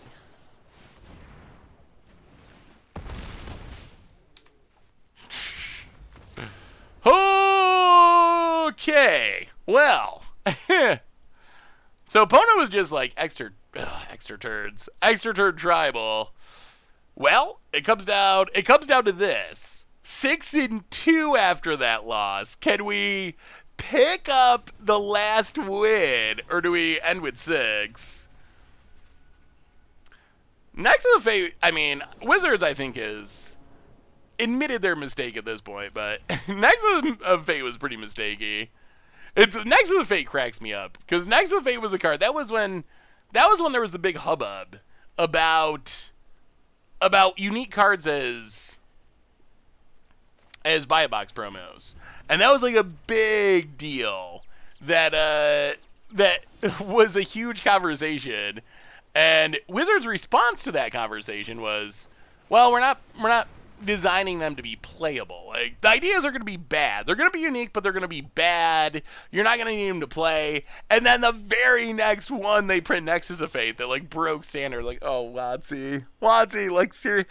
Either that means you're lying to us and you weren't designing them to be bad, or it means you actually have like no idea about power level, because that card was like, it wasn't like, oh, it saw fringe standard play. It was like insane. It was like straight up insane, super duper strong, over the top powerful.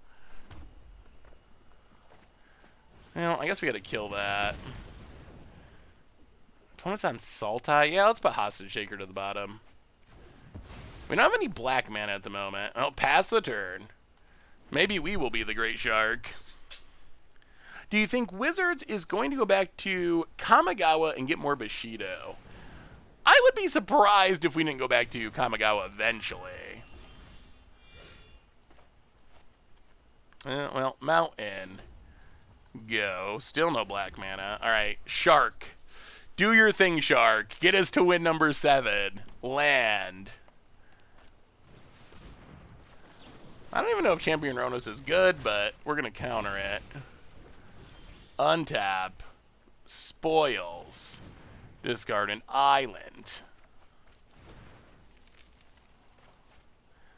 Land on red. Blood Mage. Draw a card. Hit ya. Down to 15. Pass the turn. Champion of Rodos is... I've never really seen it go off in... Swarm Shambler, okay. I've never really seen it go off in limited, but it is a good against odds card. Alright, there's black mana. I'll go to combat. Attack ya.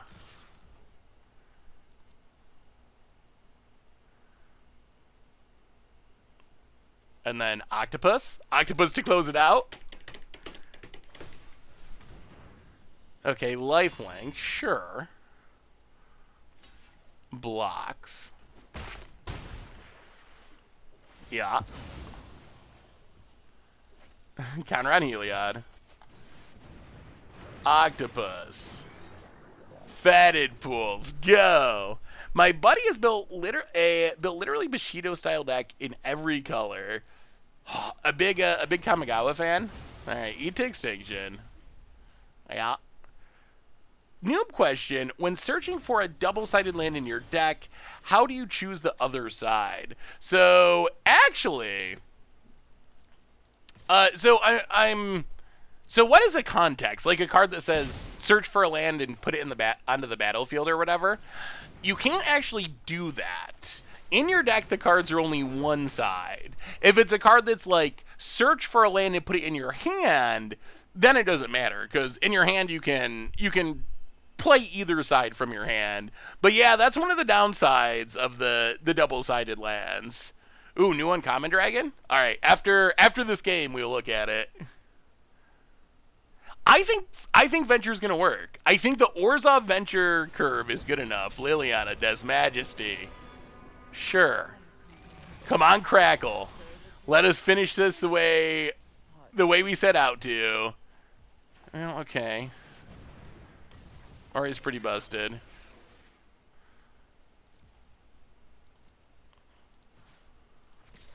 We can put our opponent to 1 but not win.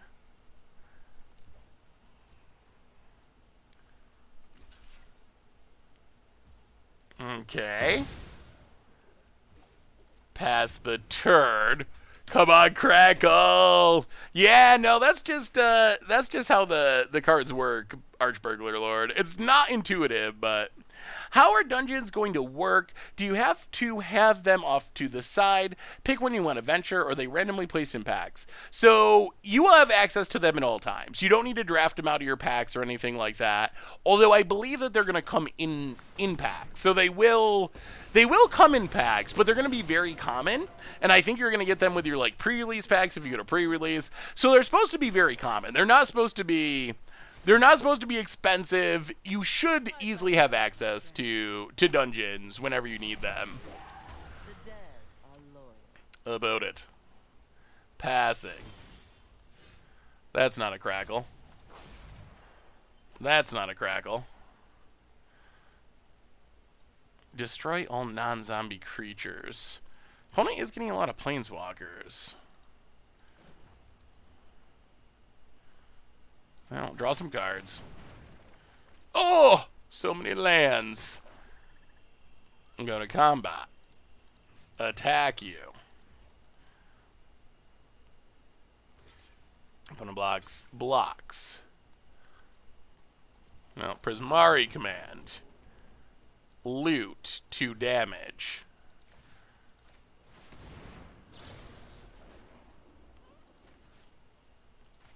Alright, please don't discard our Crackle. Alright, we lose. Well, we'll see. Crackle. There it is. There it is. There it is. Alright, opponent. Death is coming for you. Death is coming for you. And don't have a discard spell. That would be the one thing that gets us, I think. Opponent, land. Zombie. Sure. That's fine. Mill some cards. Crackle. Crackle for the win. Makes a dork. Sure. Planeswalker value. Kaya, the inexorable. Okay. So opponent went hard on the Planeswalker plan. Ooh. Well, graveyard, transform. 1, 2, 3. Or 1, 2, 1, 2, 3, 1, 2, 3. Well, it's... Oh. 1, 2, 3, 4, 5, 6. 1, 2, 1, 2, 3. Well, alright. Crackle with power. 3, 6. We knew it X3. You. you. Woo! We did it. That's what we wanted to do. That's what we set out to do. That's what we drafted to do. And our deck that looked a little bit janky ended up cruising to 7 wins. I mean, we lost a couple along the way, but the deck, Crackle with Power, doubling it up, actually felt really good. We were rewarded with some gems, a little bit of gold, and an Ixalan uncommon. Huh. Daring Buccaneer. If Pirate Aggro is ever a thing, Daring Buccaneer probably going to be apart from it. All right, let's check the new spoilers, and then we're going to jump into another draft and see. I don't know if we'll get through all of it, but maybe we will. But let's just jump into another one. Keep the fun going. All right, new spoilers. What do we get? Oh, I don't see any new spoilers. Oh, I guess there's a. So we saw this. We didn't look at Red Dragon. 6 mana, 4/4 flying Fire Breathe. When Red Dragon enters a battlefield, it deals 4 damage to each opponent. Oh, I mean, that's not super efficient, but that doesn't seem that bad. I don't think it'll see constructed play, but compared to the other ones were the other uncommon 6 mana dragons felt a little underpowered to me, but I mean, they're uncommons. They're not supposed to be super busted. Demolic, I think, is the scariest card from the set. For modern and older formats, at least.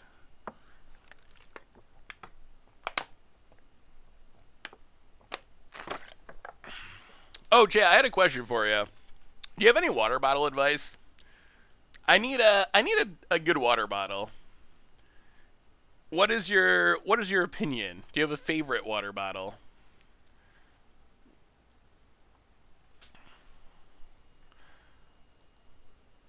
Aquafina? Contigo. Ooh. Where do you fall in the spin downs or not D20s? RR not D20s argument. I honestly don't care. If someone sat down to me and were like, you know, I played whatever random roll a D20 card and they grabbed a spin down, sure. I guess, are there issues with that? Are spin downs weighted to be exactly perfect? I have no idea. Like, maybe you shouldn't use them for Pro Tours, because maybe they're not designed for that. Yeti or Hydro Flask? Hydro Flask, that's a good name for a water bottle. Yeti keeps it cold forever. I would enjoy that. All right, we got a pick to make. What do we get? Pack one, pick one. So we played Double Vision last time. Double Vision was powerful, though. If we want to take the challenge, we could go Wall Spell Cody. Like, this is pack one, pick one. We have not drafted any permanents yet. We could just go hard after spells and very few permanents. Do we want to go 5-color Cody? I mean, 5-color Cody is the meme. I think let's go fun. Let's go meme. Let's see if we can build Cody in draft. So we want to focus mostly on spells. We can have a couple of permanents maybe, but we want to primarily have spells. And this essentially ramps us and cascades us with spells. So we have good mana fixing. Triumphs are good. Expansion Explosion is good, but it might come back. Fires. Does Fires even work with Cody? Not really. Fire seems pretty non-Bowie with Cody. Like,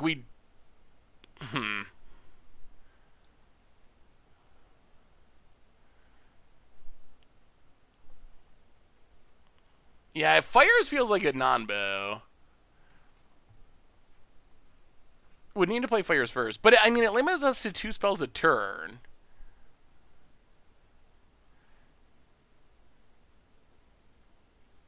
Yeah, I don't know. I feel like it's, like, anti-synergistic in multiple ways. Cody doesn't work with Cody. Well, that's what we're about to find out. We just gotta... Ooh.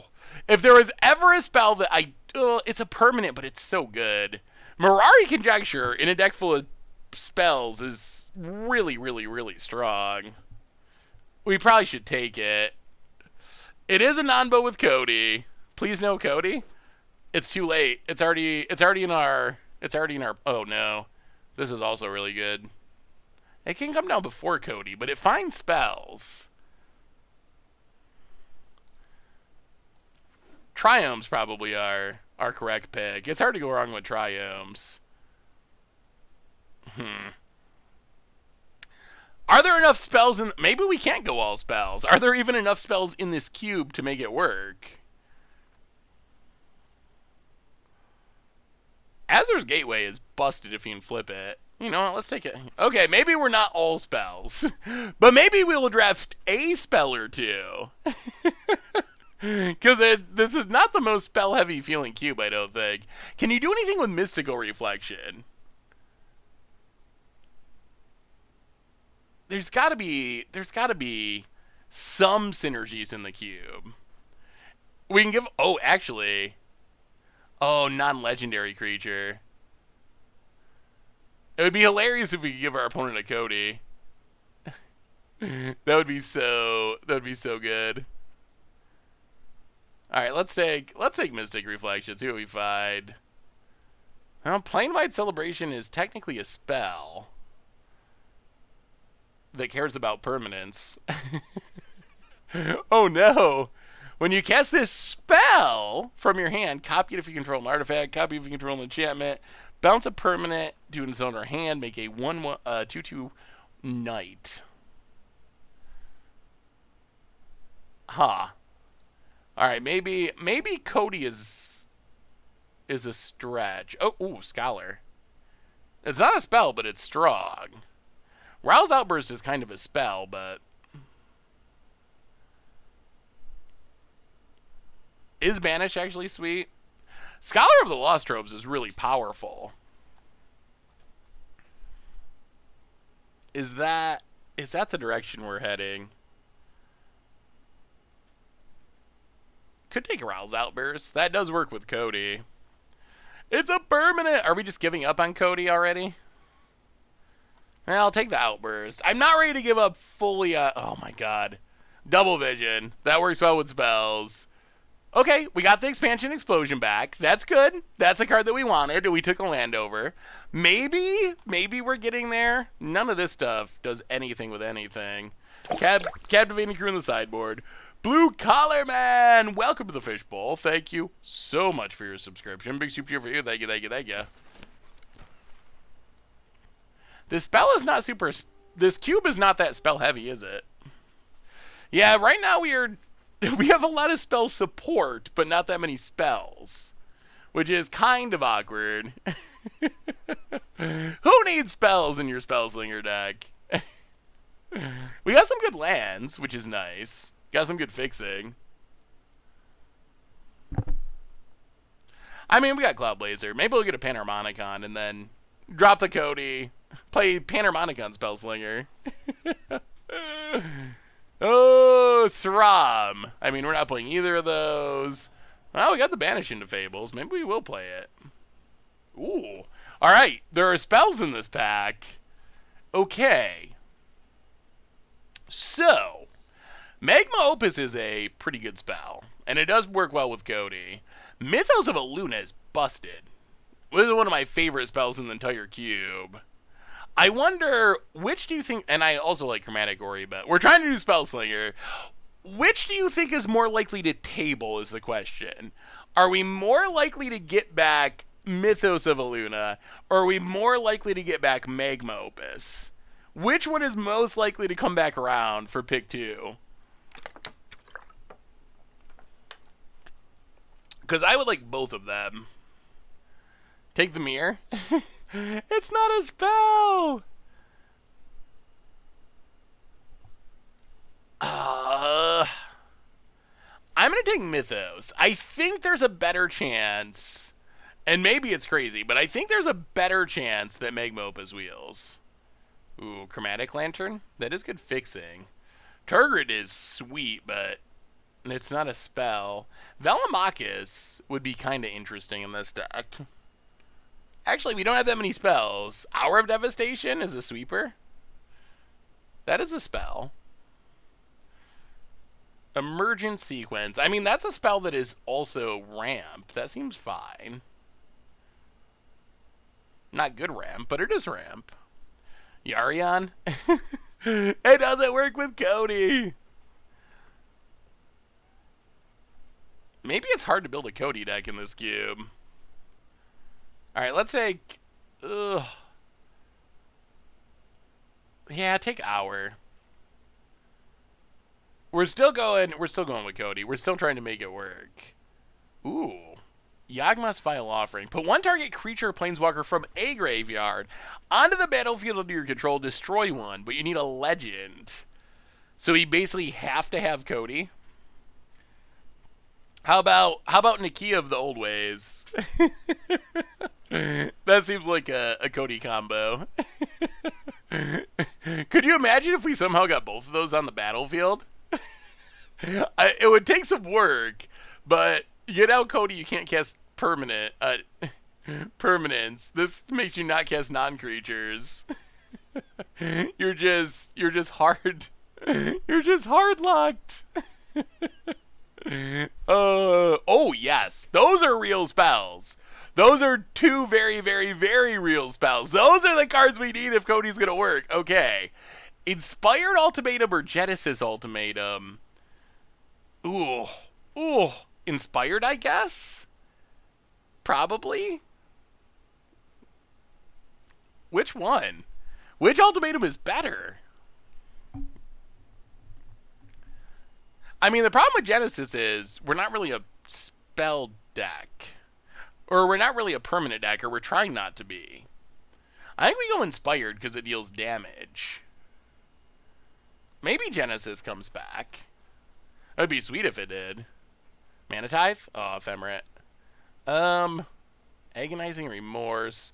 Lorehold. Lorehold Command. That's like a spell that is like a creature. And Bolus's Clutches is really good, I think, but permanent. It's permanent. You gotta take the Lorehold Command. Okay, so at least we're getting spells. I'm feeling better than I was feeling before, because we actually have... Ooh, multiple choice. I've never cast a multiple choice. This might be the deck, though. If there was ever a deck, it's probably Cody. Ooh. Ojitai's Command. Maybe we just take more Triomes. We haven't taken a land in a while. Okay, this is actually somehow really oddly coming together. Permanent. Requires a legend, which is going to be tough. Yeah, I guess cascading into it's not great. That is true. Sacred Foundry. Oh! Opus came back! It came back! It came back! It came back! I was not confident. I thought there was a chance, but I was not confident we were going to get it back. The combo returns. No one wants to Nakia of old ways. Add 1 mana. Oh, it's so inefficient. Well, I guess we're taking more snarls. That'll help us cast our ultimatum. I mean, but Cody's it's our only legend. So if we don't have Cody or Cody dies, then it's just a dead card. I think you need more... You really want Planeswalkers for the most part, but... Oh, I know. This isn't a Circle of Loyalty deck. It's a permanent. That's my excuse. We're Cody, and it's a permanent. Oh, wow. Okay. Well, we got both of our ultimatums. Also, wasn't really sure that Genesis Ultimatum would come back, but we will accept it.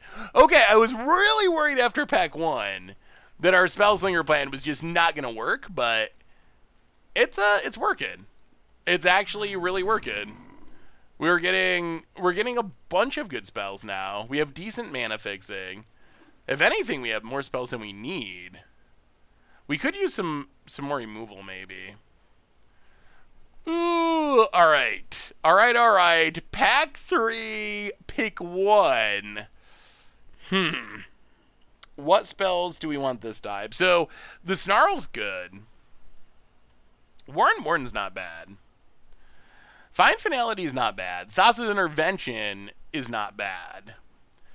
I don't think we're abandoning Cody at this point. We're so far into the Cody plan. Ooh, new Aura? All right, I will check it momentarily. Thank you, Doug.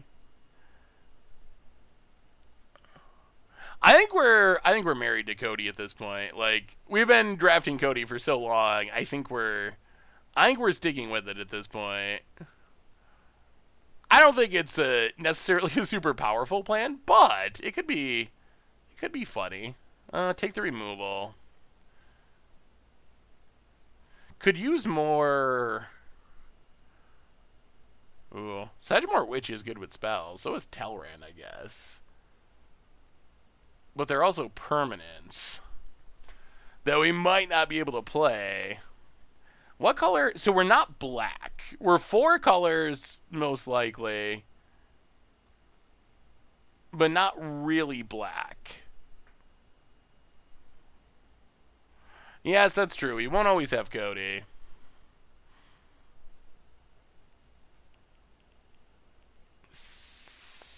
Hmm. Yeah, we'll take the witch, I guess. The witch is good. Eh. Huh. This pack doesn't have much. Magmatic Chandler wasn't that exciting last game. Our Benthid actually was pretty good last draft. Dragon Skull Summon, I guess. You can never have too many dual lands. Like when in doubt, if there's not anything that's super exciting in the pack, your deck's probably gonna end up better if you just take a dual land. Like if you have 12 dual lands or something, that's actually pretty excellent. Zakama is the backup plan. What about Midnight Clock?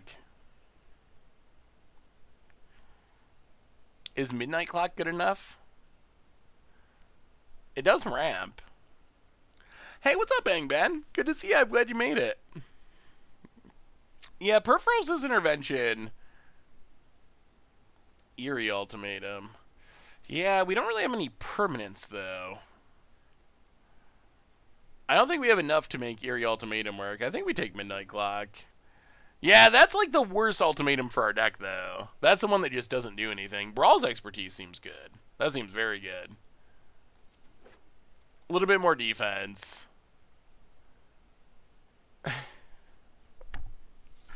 Main deck mascot exhibition. Startime Unleashed. That's a spell and a finisher. We don't really have a finisher. Startime Unleashed can be our finisher. Ooh, Commit to Memory. That can also be our finisher. We can just shuffle our library back in and mill them out. I don't think we want mascot exhibition without being able to get it from our sideboard. If you're playing in your main deck, it's kinda meh. Yeah, Knight of Autumn does seem sweet. I don't think we're really playing any of these cards, though. Like, we're still in our spell plan. Benthid maybe in the sideboard. We got a lot of cards in our deck at the moment, but we do have a bunch of lands. 1, 2, 3, 4, 5, 6, 7. A decent amount. But we're still going to need to cut a few cards. I had a crazy deck earlier today where I cast a Starnheim X5. Passed a Finale of Glory. Wait, did we pass Finale of Glory? I totally missed that one, apparently.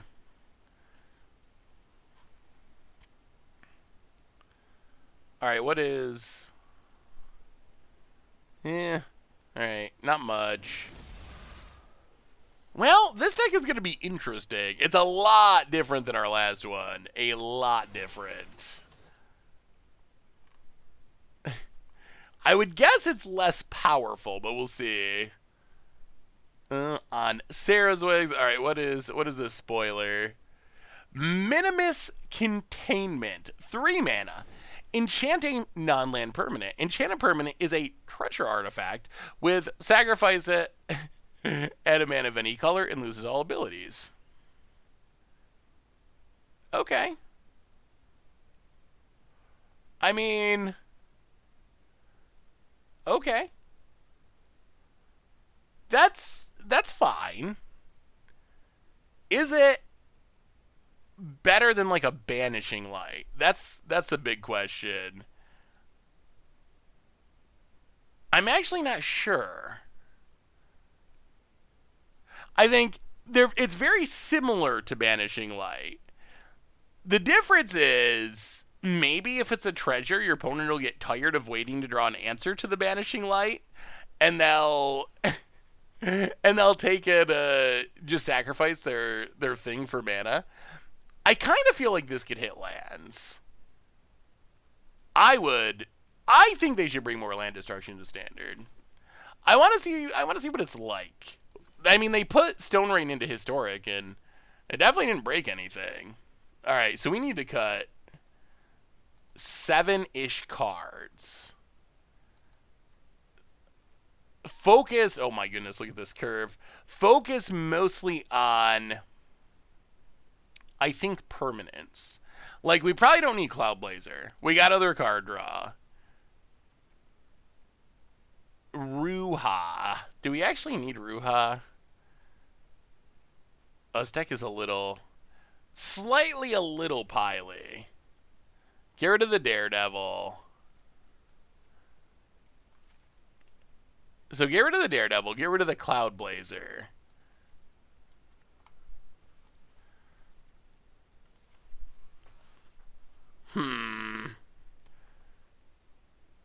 Okay, so what are our best cards? We're built around Cody, so we're keeping Cody. Expansion Explosion can win games. Opus can win games. Our ultimatums are pretty good. Commit to Memory staying. That's removal. Warrant removal. Brawl's Expertise removal. Lorehold Command removal. This is a payoff. Removal. Payoff. I don't know about Banish into Fable. We don't have many artifacts. Yeah, I think that's probably not going to be good enough without more artifacts and enchantments. So removal. Kind of want this for the mana if we can get it early. Card draw. Mystic Reflection doesn't really do much in this deck. Removal, ramp, payoff. Maybe Rutha. Payoff. Ojutai's Command's kind of medium. Maybe this. This is our most Cody-ish build. We probably got to fix the mana. It gave us a ton of planes for some reason. Oh boy. So let's see. 3 white, 4, 5, 6 white, 4 blue, 5, 6, 7 blue, 2 red, 3, 4, 5, 6, 7 red.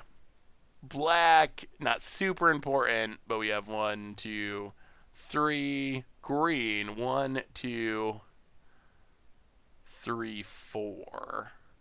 Yeah, we need more green. We can go down a white and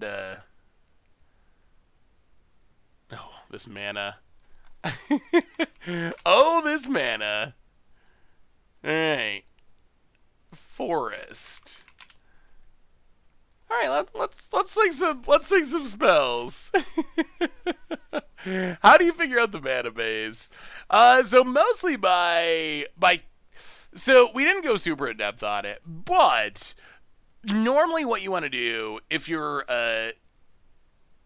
actually trying to make the optimal mana base is taking and counting up the mana symbols of each color, also taking note of what colors you have double or triple of the same color mana symbols in your cards, and then that is basically how you're going to determine your mixture of lands. You roughly want the colors of your lands to match up with the distribution of the colors of the non-land cards in your deck. Yeah. Okay, sure. I mean, we got Azur's Gateway. Our mana's going to be wild, so land go. Opponent. Oh, there's Opus. We'll play a Azur's Gateway. Yeah, flipping an Azur's Gateway would be big game in this deck. Booted. Swamp. Leyline Prowler. Well, Midnight Clock. At least we're getting our permanents down. At least we're getting our permanents down before we draw. Before we draw our Cody.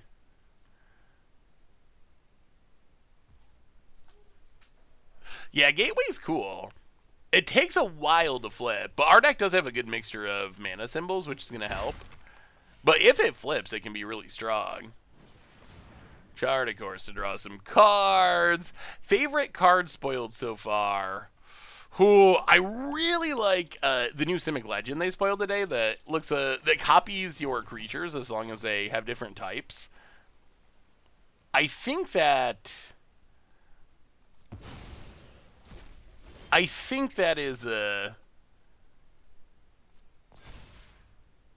that is one of them at least. Well, play the land. Pass the turn. Take up the clock. Yeah, I think the set has a lot of stuff that looks fun. I'm also very intrigued by the die rolling theme. I don't know if it's good, but like the deck of many things really intrigues me. I want to build a deck around the deck of many things. I don't know if it'll be good. I expect that it probably won't be super good, but it does seem sweet. Demolich is probably the best card we've seen so far, just as far as being tournament playable. Oh, opponent. But yeah, I would lean towards Demolich being the best modern card from the set at least. What do you got, opponent? Quandrix Cultivator. Yeah, I'll update the record. I don't really want to counter that.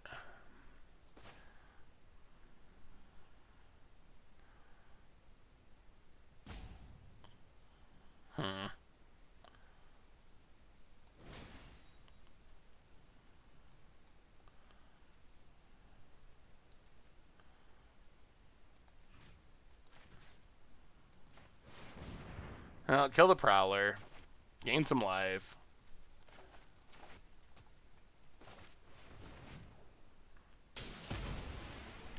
Opponent gonna ramp. We got a Carrick's Other Thumb creature. I wonder if we could get an actual Carrick's Other Thumb. But the creature is pretty efficient. Surprisingly efficient. Huh.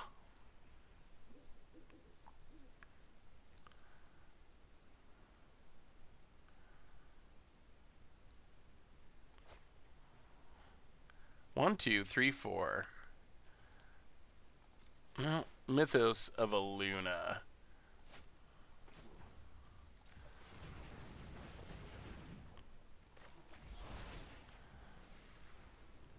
Copy the Cultivator. Get a land. Mythos of a Luna is such a sweet card. It's so sweet. Yeah, I guess copying the... I just want to stabilize the board, though. I feel the upside of Cultivator is it gives us something to block our opponent's Cultivator. Because I feel like if we can stabilize the board, we're going to get to these... Ooh, Titan's Nest. That's a bit scary. Thankfully, not too many cards in the graveyard yet. Hey Seth, does Richard also stream Magic as well? Not normally. Every once in a while Fox pause for like a Commander Clash Live or something, but in general, Richard doesn't stream. Well, let's loot.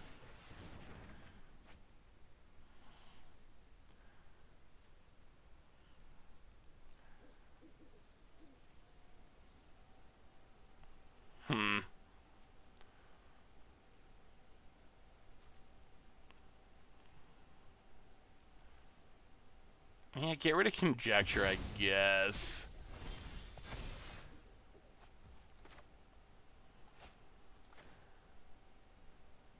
Cody. All right, Cody achieved. Oh, don't counter the Cody opponent. This was the whole point of our deck. Oh.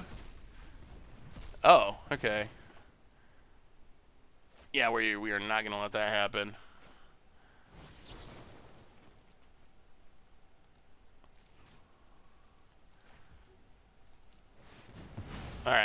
Counter the spell swindle. Get a Cody. Pass the turn. Richard's a awesome boss. Yeah, I definitely like working with Richard. Opponents. He's a very, in general, a very easygoing boss. Gitrog monster. Okay.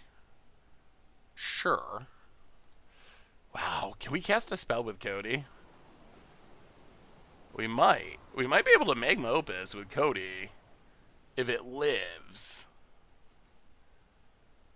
Doesn't quite kill a Gitrog monster, but opponent plays a land, passes, take up the clock. Dragon Skull Summit. White, white. Lost mana. 1, 2. Yeah, there's no way we're inspiring ultimatuming. 1, 2, 3. Well, I guess we wait till our opponent's turn.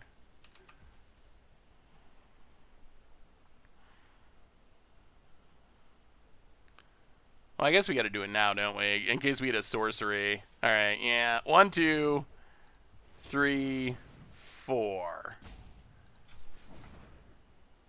We got to do it now, I think. So make mana. Magma Opus.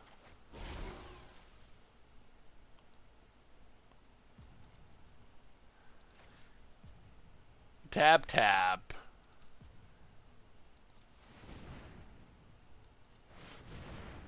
Cody.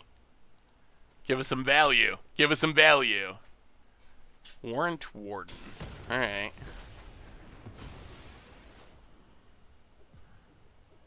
Well, make a 4/4. Go attacking. It's kind of working. It's kind of working. Our Cody value kind of working. Vote it. Got a sack. Gonna draw down to 14. Hey, thank you, Parabex. You rock too. I appreciate the kind words. Yeah, I mean, not gonna complain about a free Sphinxy Sarah Angel. About it. Frogging. 9 counters. So we're gonna get a new hand pretty soon. Definitely want to get the Starnheim Unleash foretold, at least. Opponent, Tayova. We don't really have the mana to cast Inspired Ultimatum yet. I mean, it's kind of working. We cast this spell with Cody out. That's more than I expected. And we got a pretty impressive board for not really playing creatures in our deck. Like, all of these are from spells, except for Cody. What do you say about it?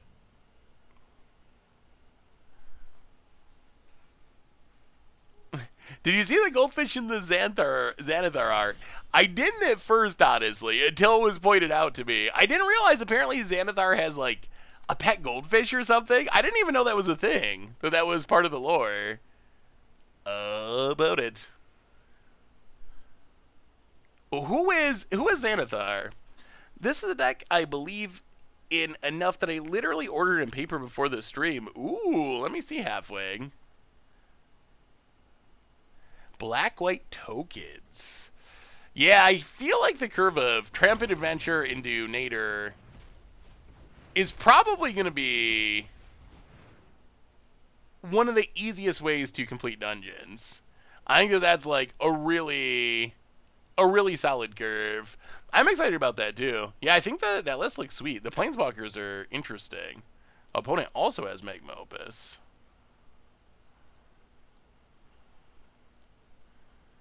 When is this happening?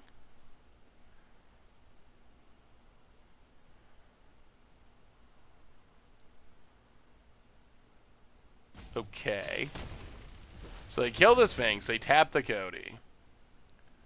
We get a counter.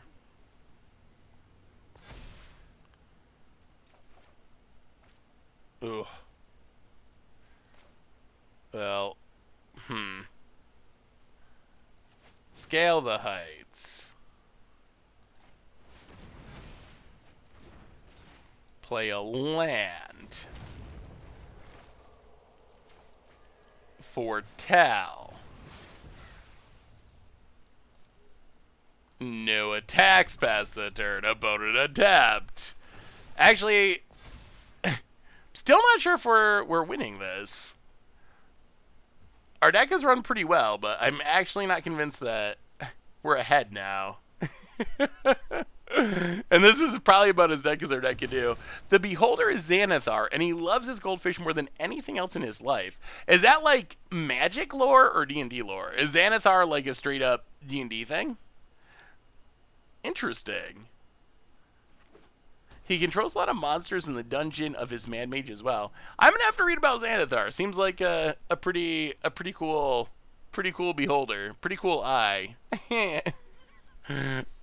So it's one cool eye. They're like evil though, right? Beholders are like crazy bad things in D&D. Opponent maybe gonna mill themselves out. That might be our best. Wow, they got a lot of cards that we do. Alright, hits a bunch of crazy stuff.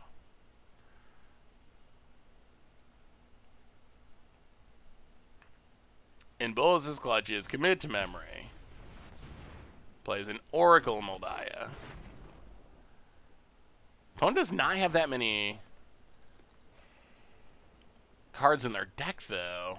Or in their graveyard, because this is going to end with our opponent milling out, I think. I'm having a hard time seeing how our opponent does not mill out here.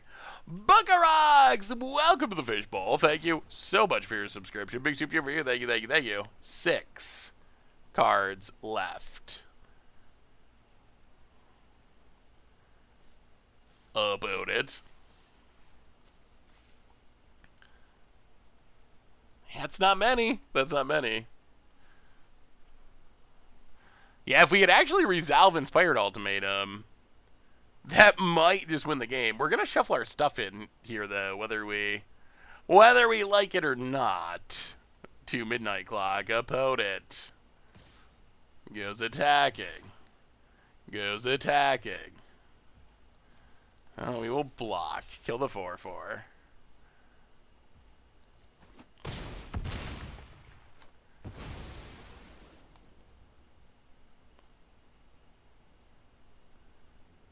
What do you got about it?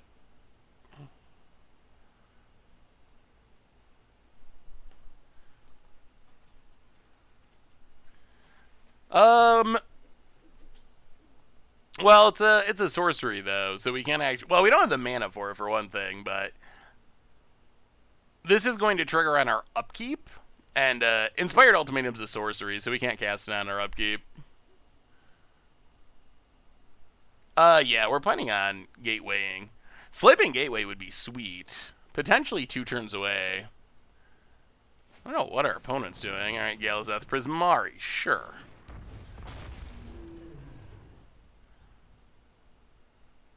Yep.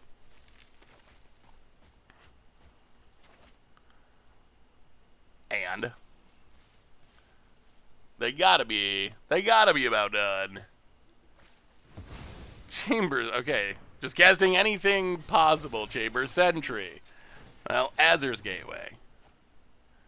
Get rid of. I don't think we need Genesis Ultimatum.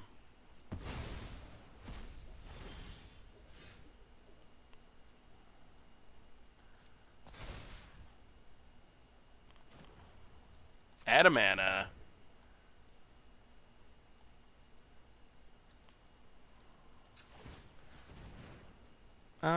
Yeah, get rid of Rowl's Outburst.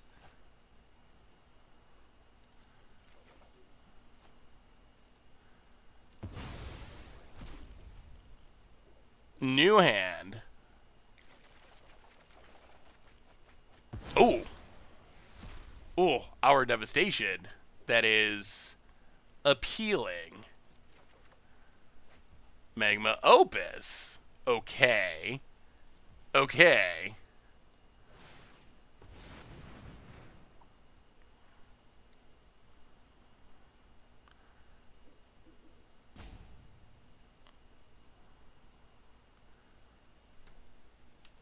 All right, how much mana do we have? Play a land. 1, 2, 3, 4, 5.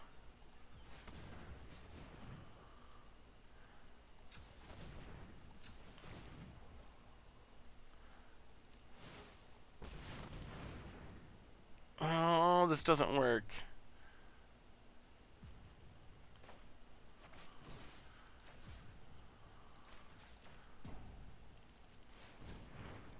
All right. Brawl's expertise. Trigger Cody. That's kind of a whiff.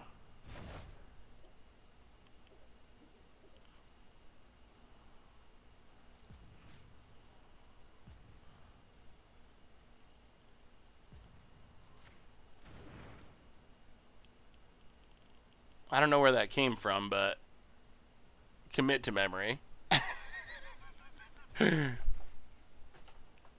And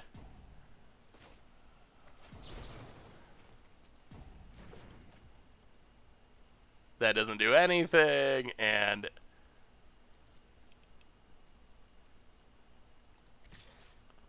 actually, I think we're trying to mill him out. Let's just pass. All right, do your worst, opponent. Oh, why did it pop up, though? We didn't even click on it. Because it was the only card in our hand? Huh. Yeah, that was... that was odd. I didn't know Brawl's expertise just popped up a card like that. I actually didn't really want to cast it, but... Man, I think we should be fine, though. Like...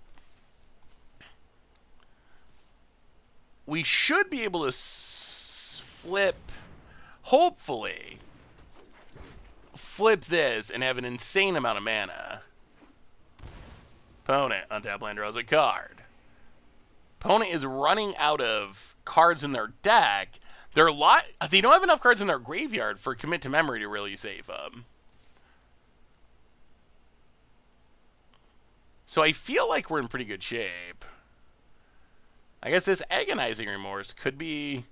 that could get rid of our memory, but I still think they're going to draw out before we do.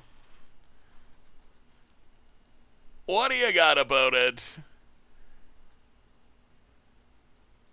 Opponent's also burning their clock. We've used all of our timeouts. It's been a slow match. Opponent's going to go after our token. Okay.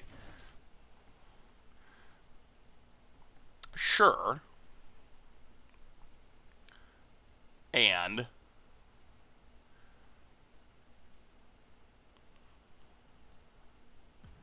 wow, we can make a ridiculous amount of angels. A ridiculous amount. What do you think about LED in the deck of many things for easy hellbent? I mean, that seems like a reasonable plan. The only thing is you still have to spin a 20. So even once you get there, you're still 5%. So you probably need additional support. I think it's a really cool, like, challenge.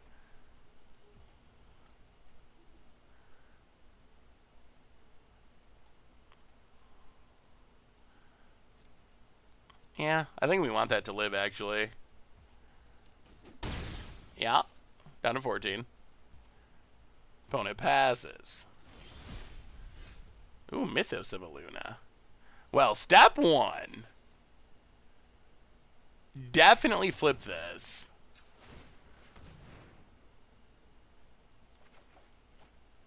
Get rid of... what's under this? 4, 7, 5. So we need to get rid of a... it's got to be Magma Opus if we want to flip. Alright, Magma Opus. Flip. Now we have a lot of mana.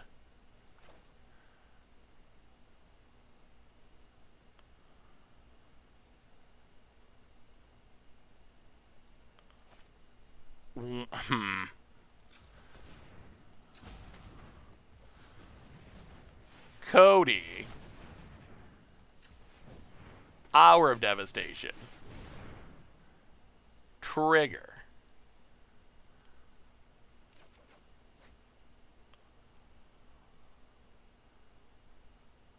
Sweep the board.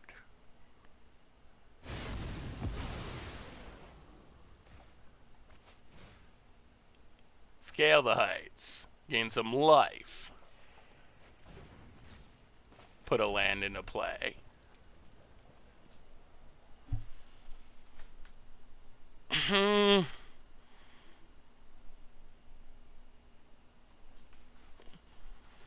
What is memory going to do for us, though? Because memory shuffles our opponent's stuff in, too, right?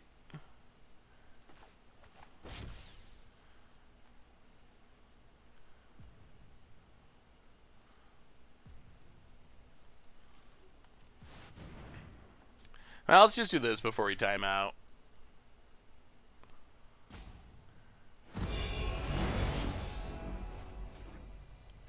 Alright, make a few angels. Could have made a couple more, but we were running out of time. I mean, a bajillion angels seems fine. Alright, opponent, can you beat a bajillion angels? Opponent memories. Sure, thank you, opponent. Well, we get a bunch of new cards. Opponent still need an opponent. Done. Done. The angels and the Cody come through. Okay. Well, it's possible to win with Cody. Should have given... Oh, we should have given haste with command. You're right. That would have been a way sweeter line. All right. The deck's kind of... It won that one. Who would have thought? This deck's so janky. Yeah, Azur's, if you can actually flip it, is so much mana. Cody, we broke it. Best thing in Chromatic Cube. This hand I don't think we can keep. Well, go Azur's Gateway. That is 100% more more matches than well, I thought we might win one or two, but this was not a deck that I I thought looked super busted, but yeah, maybe Cody's the truth. We flipped it last game and it tapped for 20 mana. 21, actually. And let us make a million angels. Alright, opponent, what do you got? Maze Mind's Tomb. Well, we need our lands. Get rid of our devastation. Land go. Well, we're already on 6, and we do have the Azur's Gateway to loot every turn, so hopefully that'll find us our mana, but what do you got about it? Right, okay, all the mana rocks. I'll keep on looting. Get rid of...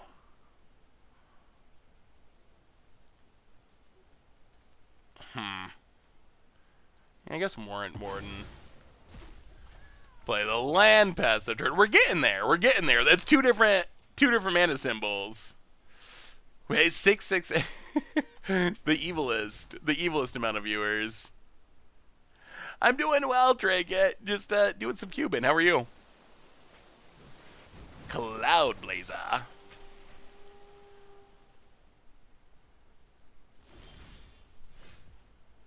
Well, we hit a land, which is nice. And let's make a Cloud Blazer. Draw some cards. Gain some life.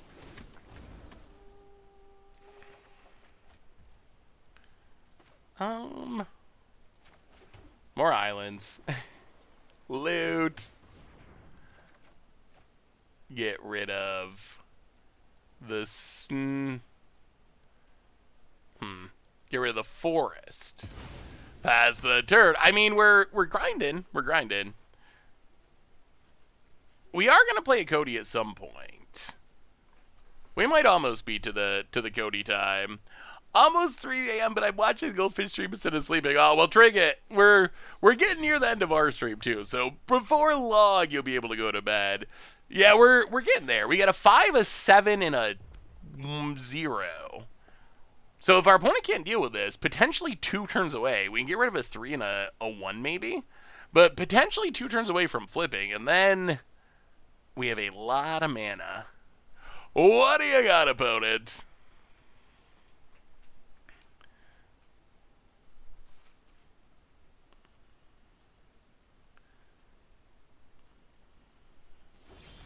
Opponent passes. All right. Well, play a Snarl.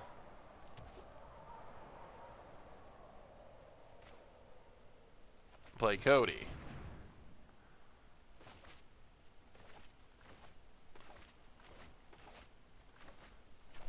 And yeah, we have drawn pretty much all of our basics.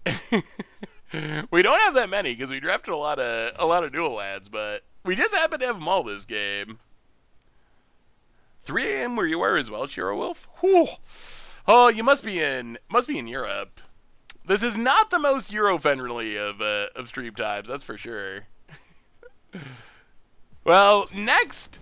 Oh dear. Oh, that's such a huge blowout. Yeah, that's undoes a lot of work. That's the downside of everything. Well, next week we'll probably go back to doing some modern, but nice to get a little cube break in. We do construct it like a huge percentage of the time, but nice to get a little cube break in once in a while. I mean, this cube seems pretty fun, especially for being a arena cube, so you don't have like power 9 and whatnot.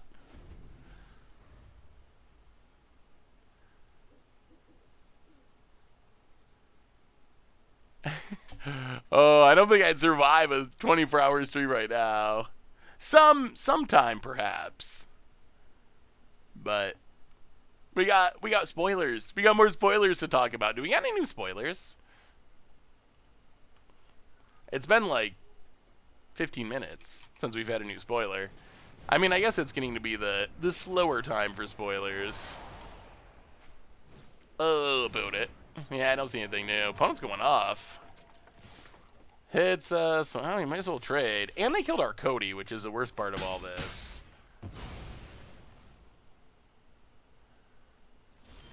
Opponent. Well, I think we got a lore hold command. Because we got to get rid of Kaikar if we're going to have any shot. So kill Kaikar. Make a dork. Forestero Pharaoh for the 8th month. Hey Seth, how excited are you for roll only natural ones on Arena? I think the die roll mechanic's gonna be fun. I really do. I don't know how it'll be for competitive. I think that they're trying to keep it from being like a tournament whatever tournaments exist these days, but keep it from being like a tournament playable mechanic, which makes sense. But I'm really excited. I know I have bad coin flip luck, but I'm hoping this somehow switching from coins to dice is gonna greatly improve my luck, and I'm gonna get all natural 20s and reanimate a bunch of stuff and do crazy things and win. Yeah, the draft format looks like it's going to be really sweet. There's definitely more than enough support to make Venture into a Dungeon work in Limited, which is really sweet.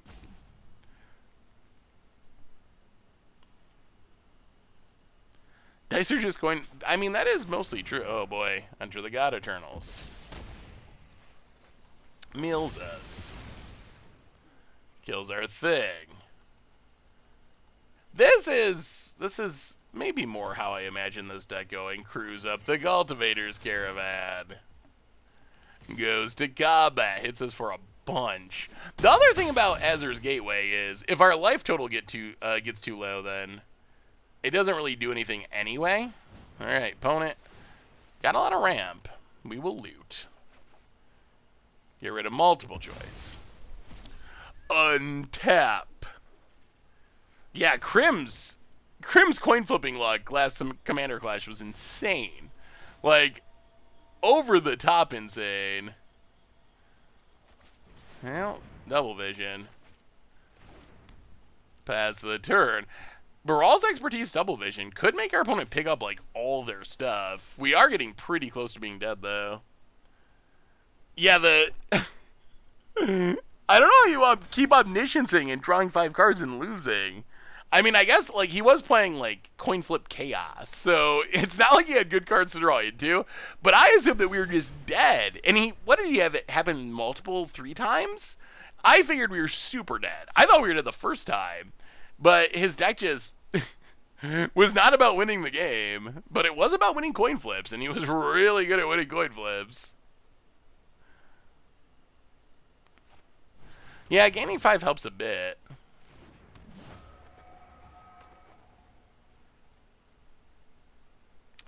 Opponent's deck looks pretty sweet. They correctly identified ramp as being good in a 5-color chromatic cube. With all the MPL stuff and what the new set looks like, it looks like they're pushing casual Magic over competitive Magic. Yeah, that's kind of what it looks like to me too, I would say. Yeah, Jin would have been brutal if he hit it. That would have probably ended the game. And I mean, I guess that makes sense. Like, from Wizards' perspective, Commander is booming. Viewership numbers on, like, Pro Tours are not great. So, I could see why Wizards would want to focus on more casual stuff. Alright, opponent doing all their stuff. I don't know about Omnath as a non-elemental card. Goes to combat. Attacks. Yeah, we're pretty close to dead, aren't we? Pretty close to dead. Well, Gateway. Get rid of. Yeah, Scale the Heights. This is bad no matter what, though. White, white. Red, red. Oh, so close. Well, Bural's expertise. Actually, let's loot. Inspired Ultimatum doubled would actually be really good. Well, get rid of a white, white, red, red. Yeah, all these basic islands are getting us. Yeah, there are a lot of roll a d20 cards. That is for sure. But I think they're mostly like for limited. Most of them don't look like super push to me.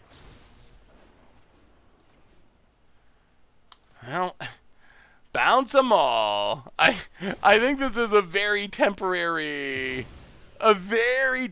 solution, and it lets our opponent replay their Gonti, which is not good. So I don't actually see how this leads to us winning, but yeah, I did just get a new cam. I'm glad it's coming through. It should be a lot higher quality than the old one. The old one, it was okay, but all right. Opponent Rouse Outbursted. Oh, well, that's more what I expected Cody to do. Opponent trying to figure out what to put in hand as we are dead. Oh, well, everyone.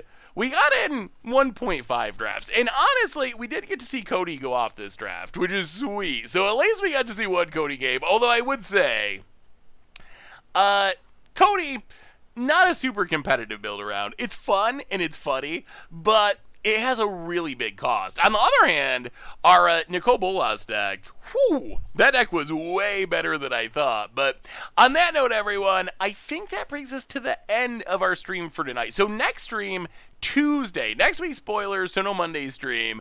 But Tuesday in the afternoon, probably playing more Modern, I think, after our little cubecation.